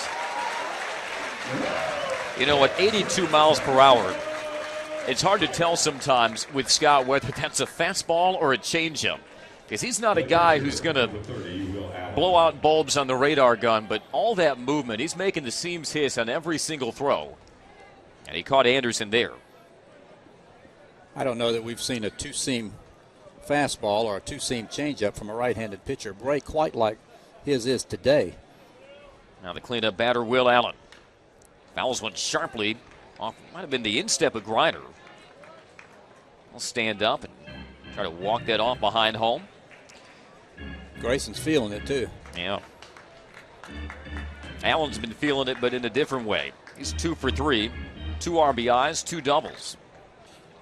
Working with Lee at first, and Braxton Lee 6 of 7 in stolen bases this year. Ole Miss has been caught stealing once. They have not attempted a straight steal. The 0-1. A fake on the move and a line drive down the right field line. It'll get down on a hop in front of Bright, in front of the warning track. Lee all the way into third. Inside out swing by Allen. He's got a 3-hit day. And Ole Miss with him at the corners and 1 out in the 8th.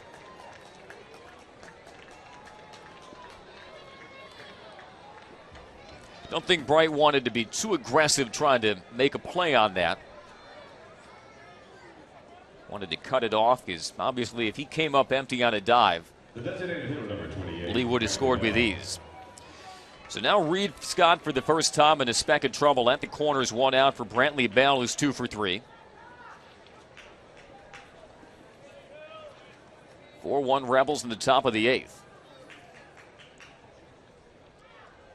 Scott at the letters. Delivers. Bouncer towards third. Pancake fields it. Fires to home. Griner lays down the tag, and Lee is out at home.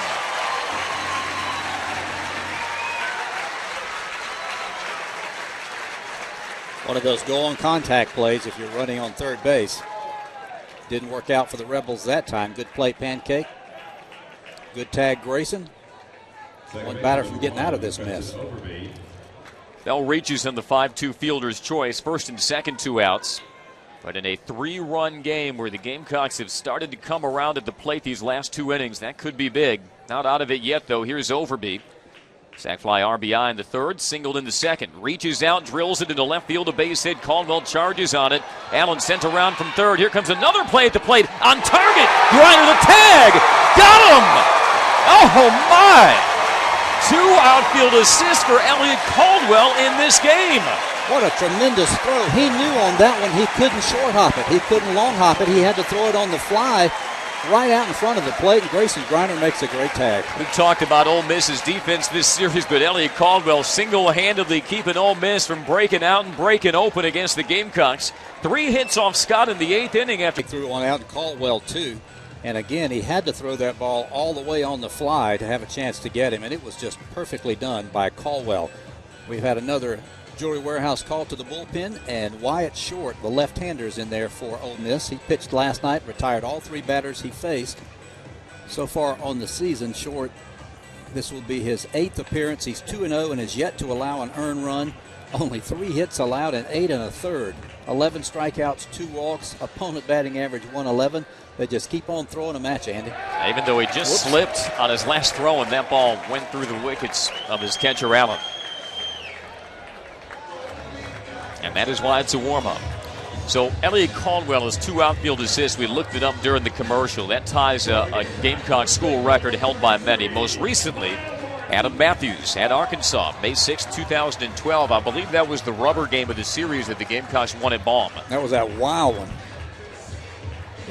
I still remember. Gamecocks scored 24 runs that weekend against an Arkansas team that was second in the nation in staff ERA.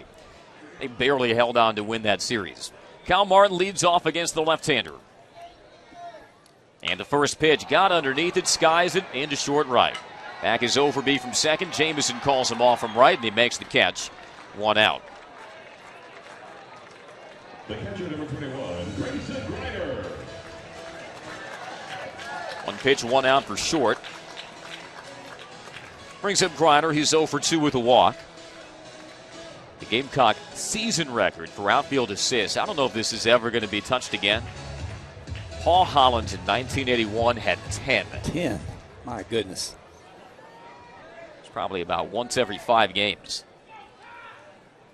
Lefty short to the righty Griner. First pitch, a strike at the knees. 4-1 Ole Miss in the bottom of the 8th.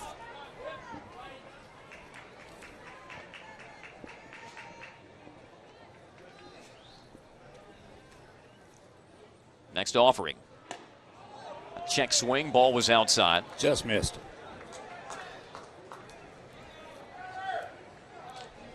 Ran that fastball to 90 on the Carolina Stadium radar gun. Things worked out its early season kinks. Looks pretty accurate. 1-1 to Griner. High bouncer over the mound just to the right of second. Overby is there. Plants and fires. And Griner out. 2 down. Not much is getting by this Ole Miss infield. Gamecocks had him at second and third, 1 out in the 7th when Caldwell stung one off of first, and Sykes Orvis, the senior, making the diving stop with the backhand on the fly. And then Pancake lined out to right to end the inning.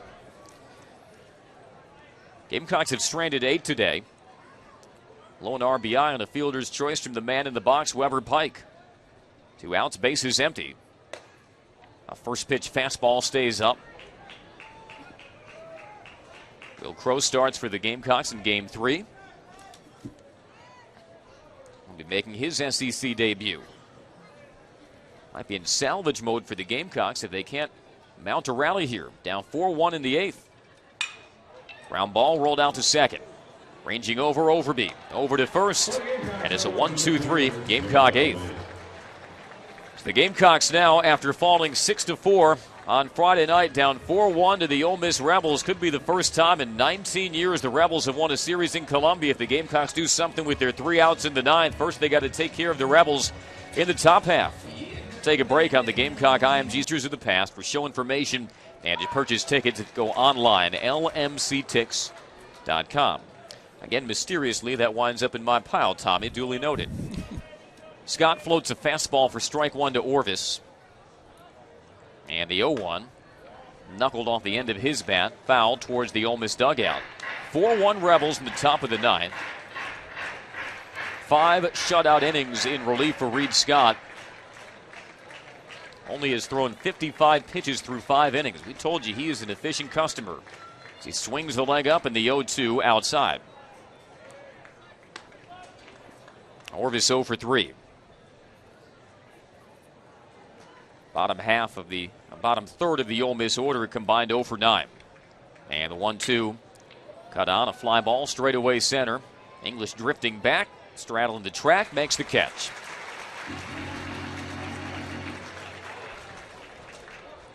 Gamecocks will have Arendis, Mooney, and English due up in the bottom of the ninth. Arendis 0 for 3 strikeouts. Unlikely we'd see him. Unlikely. Till this series, D.C. Arendis has been swinging the bat really well. Errol Robinson, the batter, 0 for 3. Curveball inside, 1-0.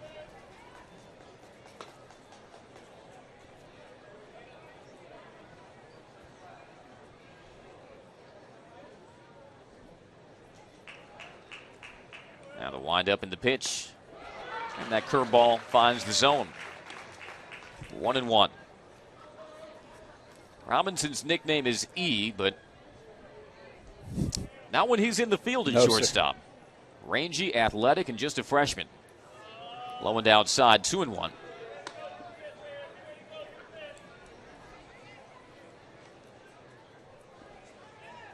Hits are 10-8 Rebels. 2-1. Paints the outside corner. That's amazing, Tommy. Rebels got 4 hits off of Wynkoop in the first, 3 hits off of Scott in the 8th, and combined those innings, they only scored 1 run. Scott into his Wine, and he burns a fastball well outside. Count's gone full. Last night, the Gamecocks out-hit the Rebels 10-8. Today, it's 10-8 the other way, in favor of Ole Miss. Payoff off the end of Robinson's bat, foul.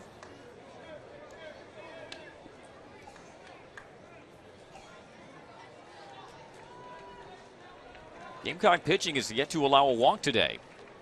Payoff to Robinson. Swing and a miss. Fastball at 86, but had some movement. Robinson went chasing. And another strikeout for Reed Scott, his 5th in relief. 2 outs in the Ole Miss ninth for Will Jamison, the right fielder.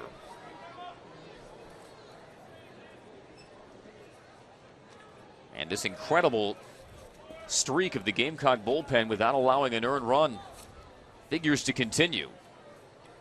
Jamison, a left-hander, wags the bat behind the ear hole. Ball 1 low. It's over 55 innings now. The Gamecocks have not allowed a run in the 8th or 9th innings since opening day. 1-0, stroked in the air, right field, no carry. Right over there, makes the catch. Now Reed Scott, he'll get a standing ovation from the fans behind the Gamecock dugout, deservedly so. He came on when Ole Miss was smoking hot through 3 innings. Allows no runs in his 6 innings of relief. Gamecocks need 3 runs. They got 3 outs to play with as we head to the bottom of DC needs. Will be followed by Mooney and English. English 2 for 3, Mooney 1 for 3. Gamecocks have yet to get their leadoff batter on. Short fires. Low and outside. Arendis' average is dipped to 228.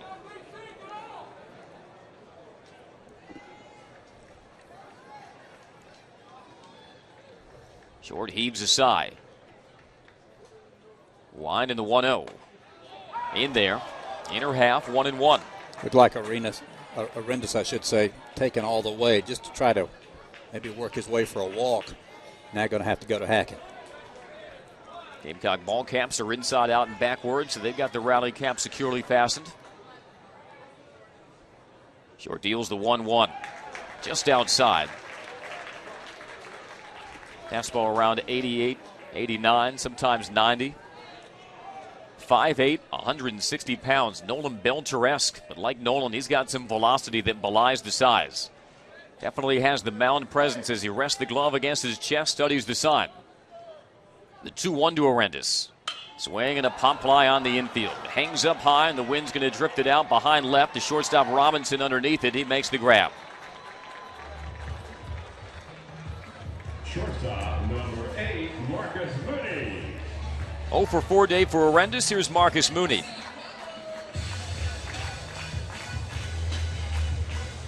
Mooney is flown out, grounded out and single. Mike Bianco out from the Ole Miss dugout. That single by Mooney was a bunt. I know Ole Miss is conscious of that right now. Gamecock's just looking for a base runner or two. Got to have at least two.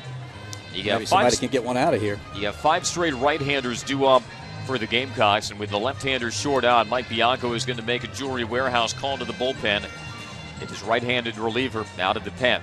Ole Miss 4, South Carolina 1. As we have this pitching change, we'll send you to a break on the Gamecock IMG Sports Network.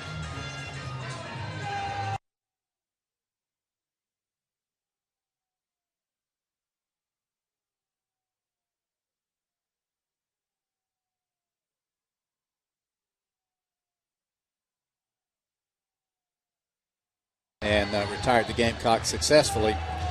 He is from Madison, Mississippi. Looks like another fullback out there. He's 6'2", 210. And the numbers for the season, 8 appearances now, 1-0, has yet to allow an earned run, 6 hits allowed and 12 2/3. And another great ratio, 17 strikeouts, 2 walks, opponents batting 143. Rocks and deals to Mooney. Fastball high, 1-0.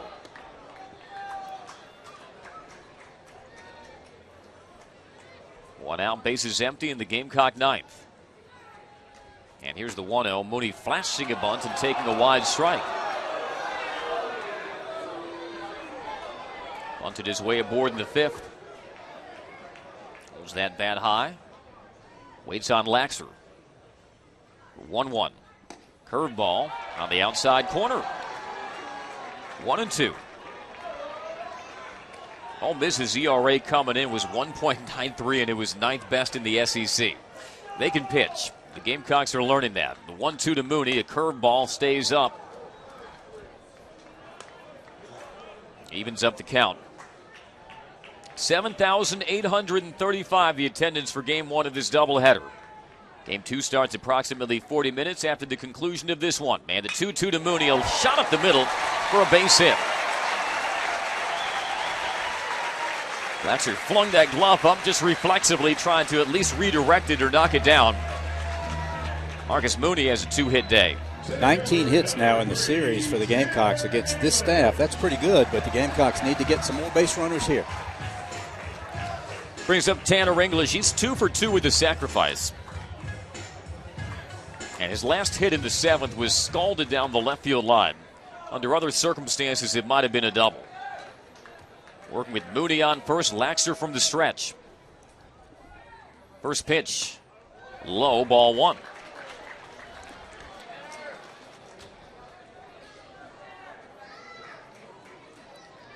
Flag stretched out, blowing towards right. Mooney is short lead at first. Cursory glance over by Laxer. 1-0. Takes a strike. Anderson, the third baseman. More aggressive, I'd say, than normal given the situation, guarding against the bunt. Just kind of pacing a step or two in front of third. Here's the 1-1. Outside.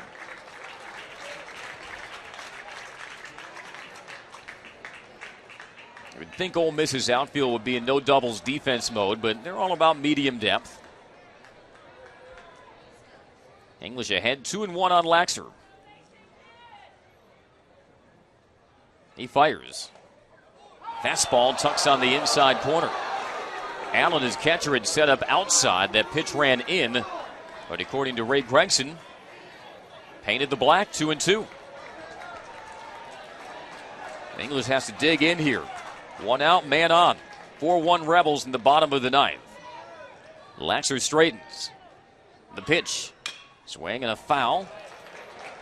Tapped off the plate by English. He stays alive.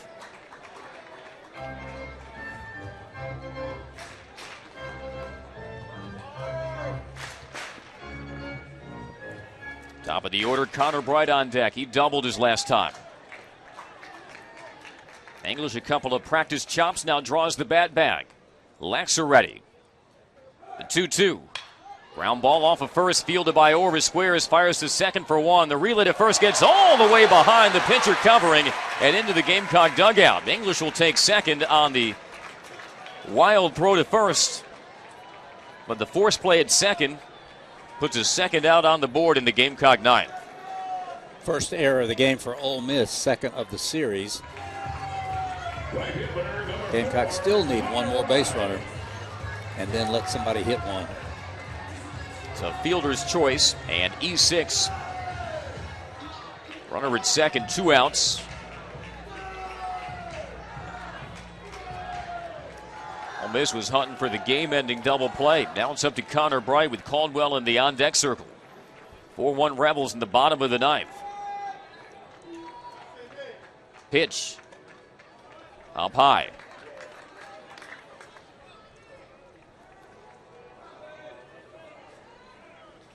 Right, 1 for 4 with a strikeout. Game-tying run is on deck. Nice job to get him at the plate. Here's the 1-0. Strike one. And the crowd not liking it because Allen had set up outer half, but that ball clearly found the inside corner. The count squares at 1 on Bright, junior from Mount Pleasant, South Carolina. A look back in the pitch. Swing and a miss. 91 tailing outside. Bright couldn't catch up. Now the Gamecocks down to their final strike. Yeah, I think Ray Gregson's called a pretty good game back there. Gamecocks trailing 4-1. An uphill battle all game long here in the first of 2 at Carolina Stadium. Laxer gets his sign. Runner at second. The pitch. Line drive right field. It'll get down for a base hit.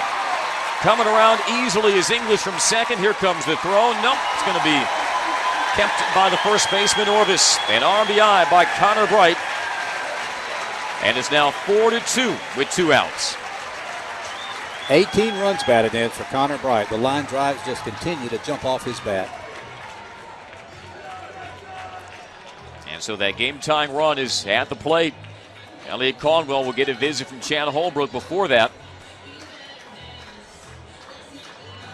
That was a good play by the right fielder Jamison. He knew his responsibility was to hold Bright to a single, not get him in scoring position. And Chad Holbrook out to visit Ray Gregson.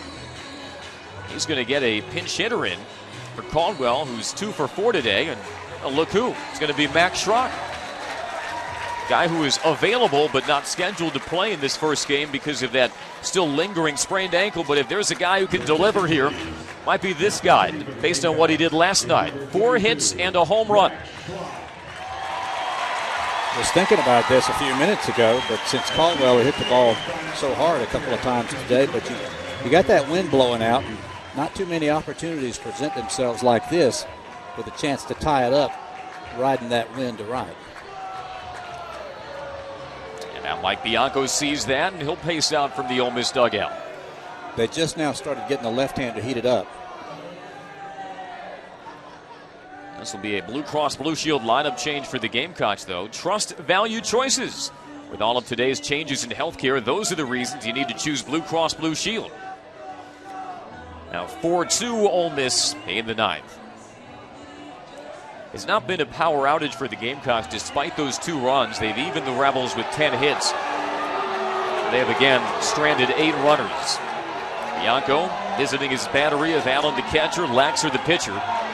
Ray Gregson standing patiently behind home plate, now starts to walk out. Bianco jogs off. don't think anything egregious about the length of that visit from the 14th-year-old Miss head coach, the former LSU player Mike Bianco.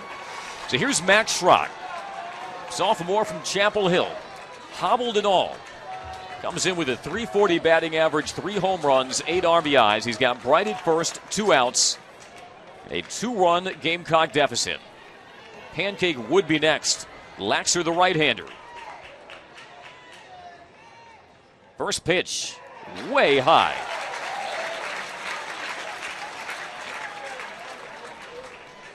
You wonder if he gets behind on Schrock, 2-0 or 3-0, or you got Pancake on deck.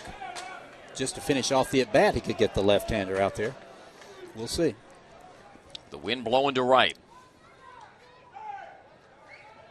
The pitch. Outside corner, a strike.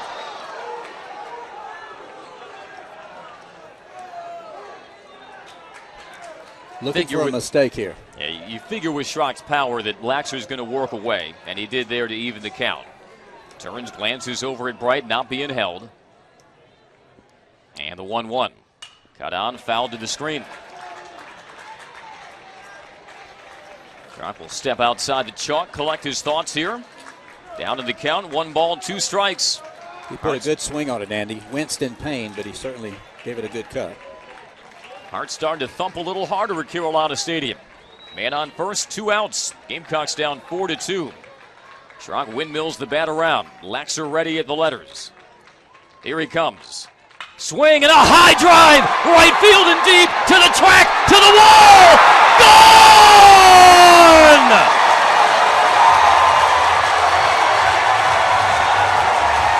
And as he hobbles around second, I don't believe what I just saw. Max, don't call me Kirk Gibson Schrock. Did he put a charge into that one? Unbelievable.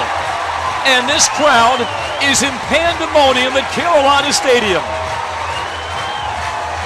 We mentioned how Elliot Caldwell had hit the ball so hard in this ball game and had a couple of hits. Give credit to Chad Holbrook for pushing the right button there. Wow.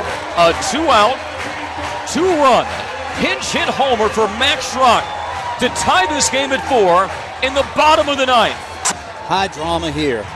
The pitcher for Ole Miss is going to be Matt Denny. 5 appearances, only 1 hit allowed and 4 1/3. He's yet to give up an earned run. Of course, we said that about Laxer earlier, too. 4 strikeouts, 2 walks, 0.77. The opponent's batting average, and again, a 0 earned run average. Matt Denny, last night he pitched, he came in, but he walked the batter, and he only faced that 1 batter. And as he warms, Reed Scott thought his day might be done after those 6 shutout relief innings. Started to toss around with Logan Koch. He might be due for a 10th, but Cal Martin will try to have other ideas. 4-10-1 for the Rebels. 4-12-1 for the Gamecocks. Tommy, I saw a couple of wild endings in Atlanta, particularly that game versus the Arkansas Razorbacks in basketball. You've had an exciting week. I'm telling you what. For 75 years, Nielsen Van & Storage Mayflower has been providing high-quality relocation solutions to customers all over the world. Let Nielsen Van & Storage help make your next move your best move. Nielsen Van & Storage Mayflower, delivering the difference. You talk about suspenseful home runs already in this series. Austin Bousfield was the hero for Ole Miss last night. His team down 4-2 in the 6th inning. He delivers a 2-out grand slam off of Montgomery. Clears the bases and helps Ole Miss to the 6-4 win. Here, Max Schrock down on 2 strikes, launching a home run over the right field wall to tie the game at 4. And let's give credit to Mooney and English and Bright for getting on base. Of course, Mooney taken out on a fielder's choice there, but Gamecocks have put the ball in play. Denny done with his tosses. Cal Martin cinches up his belt. And the big burly junior from Greenville will stride into the left-handed batter's box with Pancake at second and 2 outs. 3 runs on 4 hits for the Gamecocks here in the 9th. The second baseman, Overby, is on the grass. Doesn't want anything to get by him. Same with his shortstop Robinson. Big gap in the 6-hole. Then he'll look back. The pitch. Slow swing, rounded weakly to first. Orvis is there. He shovels on to Denny covering. Inning over. But the Gamecocks played 3 runs, and the dramatic game-tying home run by Max Schrock forces us into extra innings at Carolina Stadium. It is 4-all. We've got some free baseball for the Gamecocks. Gene Cohn is out and left. He replaces Max Schrock, who is a pinch hitter for Elliott Caldwell. Top of the order, and Austin Bousfield facing Seddon. Cloaks his face with that brown glove. Wind in the pitch. Low and outside. Tommy, the numbers on Joel Seddon this year. They have been spectacular. 9th appearance, 9 2/3 innings without a hit allowed, 13 strikeouts, 2 walks. 1-0. High grounder, right towards Pancake at third. Fires across, 1 out. I like the fact that he threw a breaking ball away on the first pitch to Bousfield, because top of this order just loves to jump on that first pitch. Came back and got him on the second pitch. 1 out, nobody on for Braxton Lee. He's 2 for 4 today. Remember, not only the game-tying home run from Schrock, but 3 times the Rebels have been tagged out at home. Lee is a left-hander. Looks at a curveball on the outer half, strike 1. 2 outfield assists from Elliott Caldwell. Of course, Gene Cohn now has replaced him in left. Lee at 211 on the year. Seddon deals. Misses outside. Crowd thought that was deserving of strike 2. 1-1 instead. Gamecocks will have Griner, Pike, Arendis due in the bottom of the 10th. There's the 1-1. Up and away.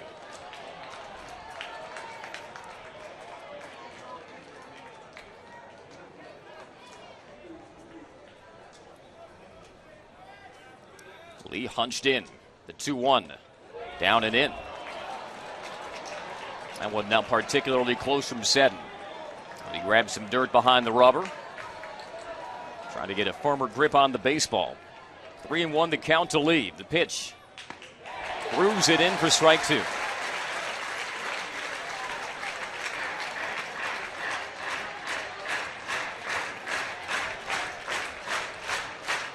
Now the payoff. Swing and a shot up the middle. It splits Seddon's legs on the leap. Hard to do that. But a solid single with 1 out for Lee. That ball was smoked. Third baseman number 8, Austin Anderson. And even though every base runner is precious here in the extra innings, do have to contend with the base stealing abilities of these Rebels, especially at the top of the order. Lee is 6 of 7 on the year. Another left-hander in Austin Anderson has scored twice today, still without a hit. Officially 0 for 3. First pitch down low, and the first hit allowed by Joel Seddon this year. The way the Rebels have been swinging, not just today but yesterday, you figured it's only a matter of time, and Griner's going to jog out and pay his junior right-hander a visit. Anderson home run in last night's game, heaven forbid.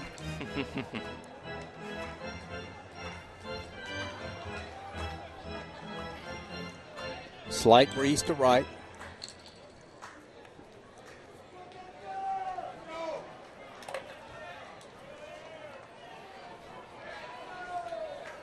Griner crouches back down.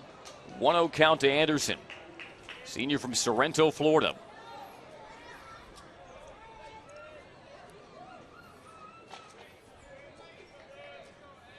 A 1-0. Ground ball, past Martin into right field, base hit. Going through second, it'll be Lee. He's on to third with 1 out. And in the 10th inning, Ole Miss looming again.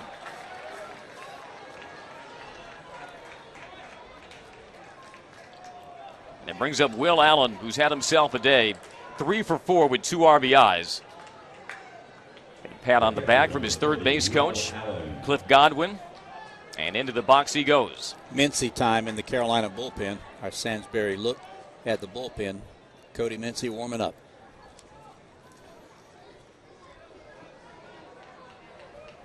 Middle infield will be hunting for 2. Lee, very good speed at third base. They might just try to send Anderson to remove the possibility of a double play ball. Doubt it would draw a throw from Griner. Seddon peeks over to first. Seddon's strikeout would be big here. And Seddon steps off.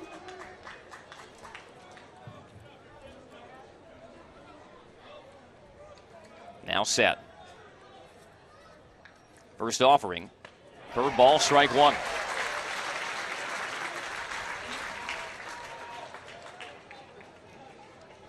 Four all in the top of the 10th, but Rebels have met the corners, one out.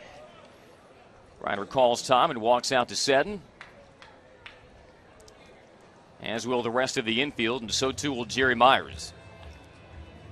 It isn't Jerry Myers' habit to make a pitching change in the middle of a count. But he does have Mincy ready. Again, Gamecocks trying to go to 17-1. Ole Miss trying to go to 18-2. A couple of sparkling records. Number 12 in the coaches poll, Ole Miss. Gamecocks number 1 in 4 of the 5 national baseball polls. And this conversation is going to be broken up by Ray Gregson. Now the lines look identical here. 4-12-1 for Ole Miss, 4-12-1 for the Gamecocks in the top of the 10th. Rebels ranked as high as number 12. Gamecocks in several of the polls ranked number 1. Took their first loss of the season 6-4 yesterday. Rallied with 3 runs in the bottom of the 9th. I'm sure everybody's nerves still jumping from that, but now have to quell this Ole Miss rally. At the corners, 1 out in the top of the 10th, knotted at 4. All set again with Allen, the right-hander. Staring back at the righty Joel Seddon.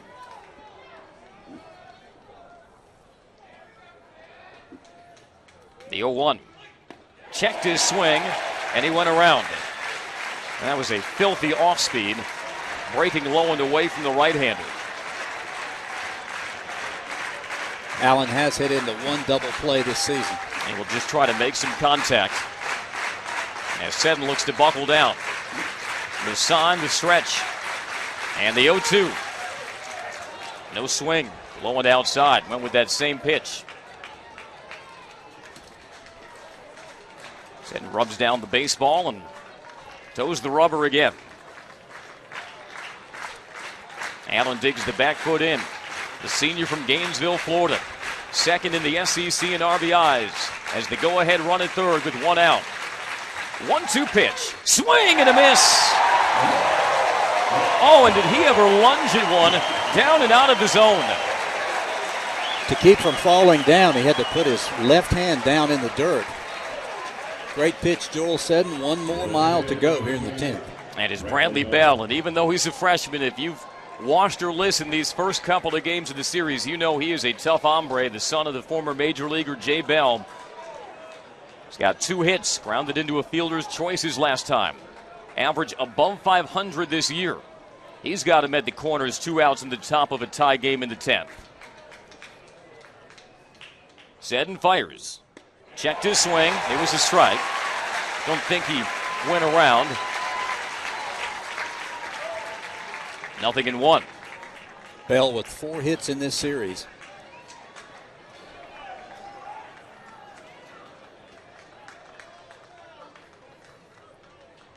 Seddon ready. The 0-1. High and outside. Fastball at 89. Crowd howling behind home with that ball clearly off the plate. Outfield playing Bell straight up and straight out. All of his hits have gone to left field. He's mostly had success on fastballs. Seddon's 1-1. Swing and a miss. Ball dropped off the table. It sure did. And the Carolina Stadium crowd slowly rising in unison. Seddon allowed his first hits of the season back-to-back with 1 out. At the corner still, the strikeout of Allen, and he has Bell pinned behind 1 ball, 2 strikes. Griner hangs the sign. Seddon comes set. The pitch. Check swing, didn't go.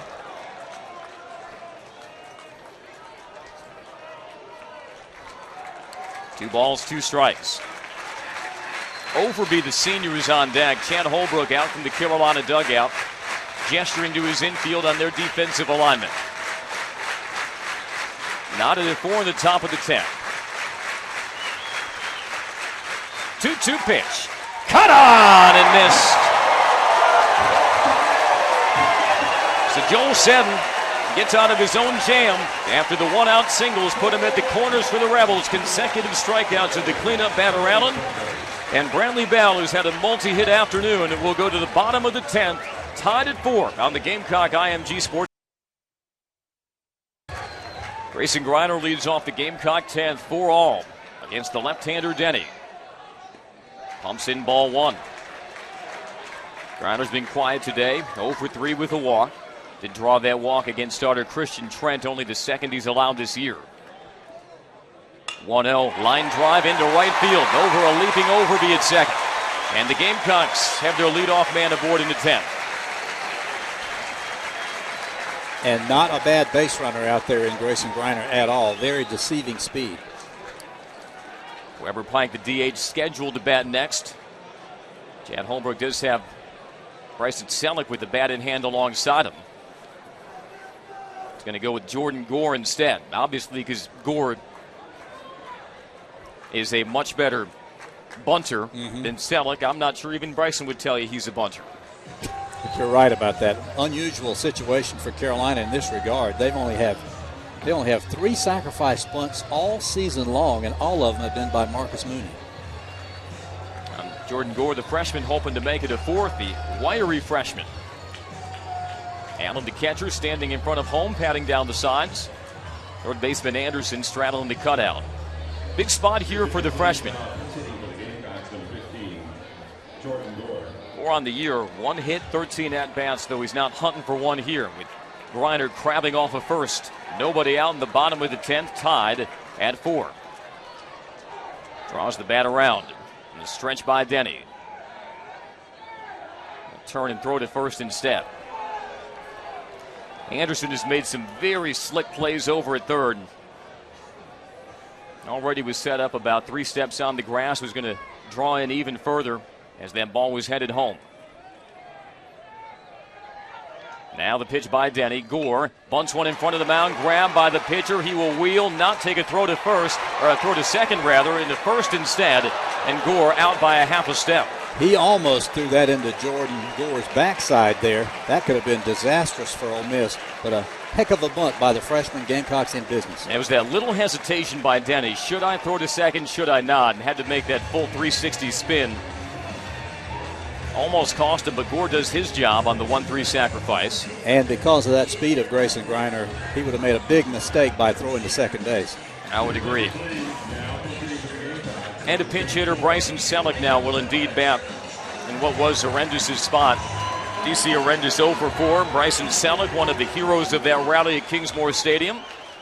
Right-hander is loose and available in Mike Bianco's bullpen, and he's just made the call for him. Mike Bianco not afraid to play the matchups, play the arms out of his bullpen. It shows you he has considerable depth and confidence in his guys. This will be the 7th pitcher of the game for Ole Miss. See if we can get the number for you. And it is number 44. That would be Aaron Greenwood, who pitched last night. Greenwood came in and threw 2 innings, had a strikeout, did not allow a base hit. He's 1-0 with a 2.92 ERA. 12 1/3 innings, just 10 hits allowed, 11 strikeouts, 4 walks, 4 earned runs, and a 238 opponent's batting average. Again, 1-0 with a 2.92 Aaron Greenwood.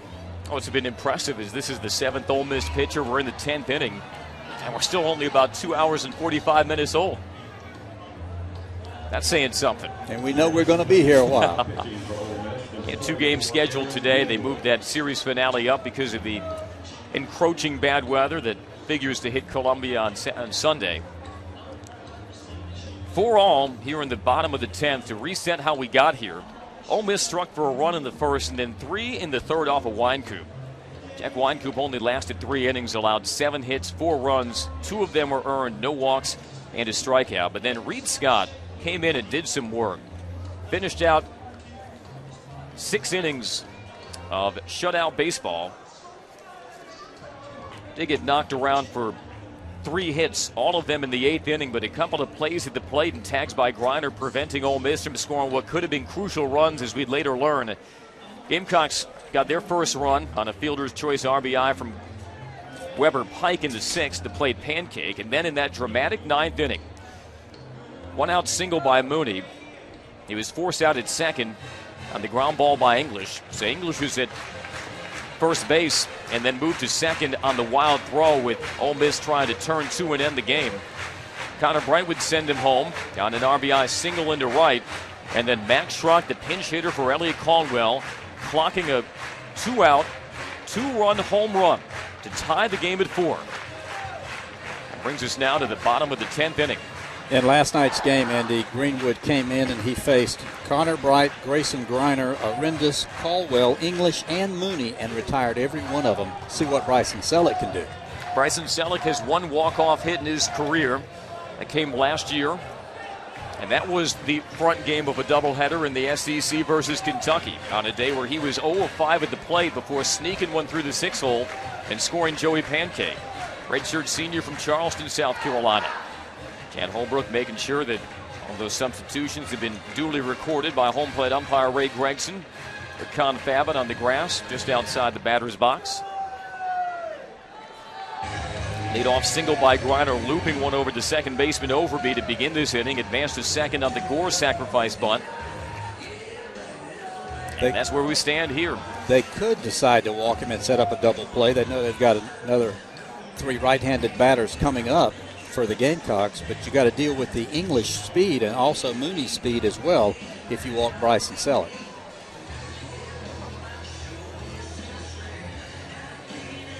A couple of big hombres in this matchup. Greenwood 6'4", 206.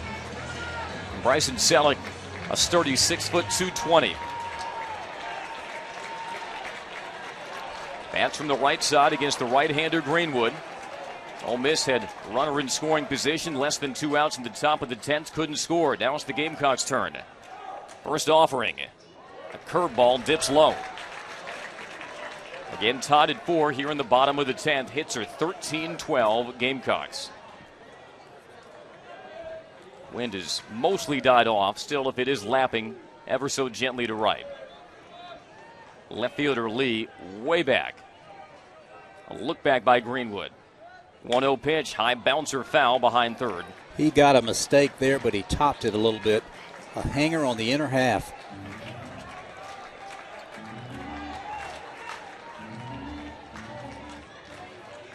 We've seen pitchers generally try to give Selleck a lot of balls away, breakers and changeups.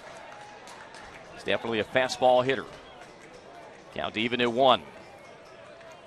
Griner ranging off a second. Draws a look from Greenwood. Here's the pitch. Line shot down the right field line. Fair ball. Rounding third is Griner. Fist in the air. And the Gamecocks are going to complete the comeback and win 5-4 in 10 innings.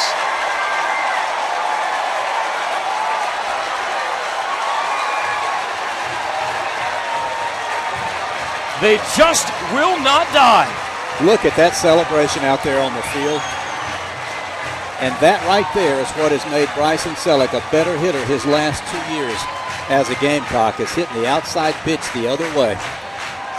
And our final score in game 1 today. In 10 dramatic innings, South Carolina with 3 tying runs in the 9th. And then the RBI walk-off by Bryson Selleck, his second walk-off hit of his career. Gamecocks to an eruption from the fans as they walk towards their dugout, win this in 10 innings, 5-4, and even the series at a game apiece against the Ole Miss Rebels. Well, what a day. On a day where, for the majority of it, Tommy, it didn't look like the Gamecocks had any mojo going. But then a guy coming off the bench, hobbling with a bad ankle, Max Schrock with the game-tying home run, and then big burly Bryson Selleck banging one down the right field line to play Grayson Griner to cap off the comeback, and the Gamecocks win 5-4. If there was ever a way to even your record at 1-1 in the SEC, you can't find a much more dramatic way. Yeah, how dramatic was that? And again, Reed Scott, 6 innings, 3 hits allowed, 6 strikeouts, and a walk. Kind of set it up for Joel Seddon to get the win there in relief. But what a comeback by the Gamecocks. Might be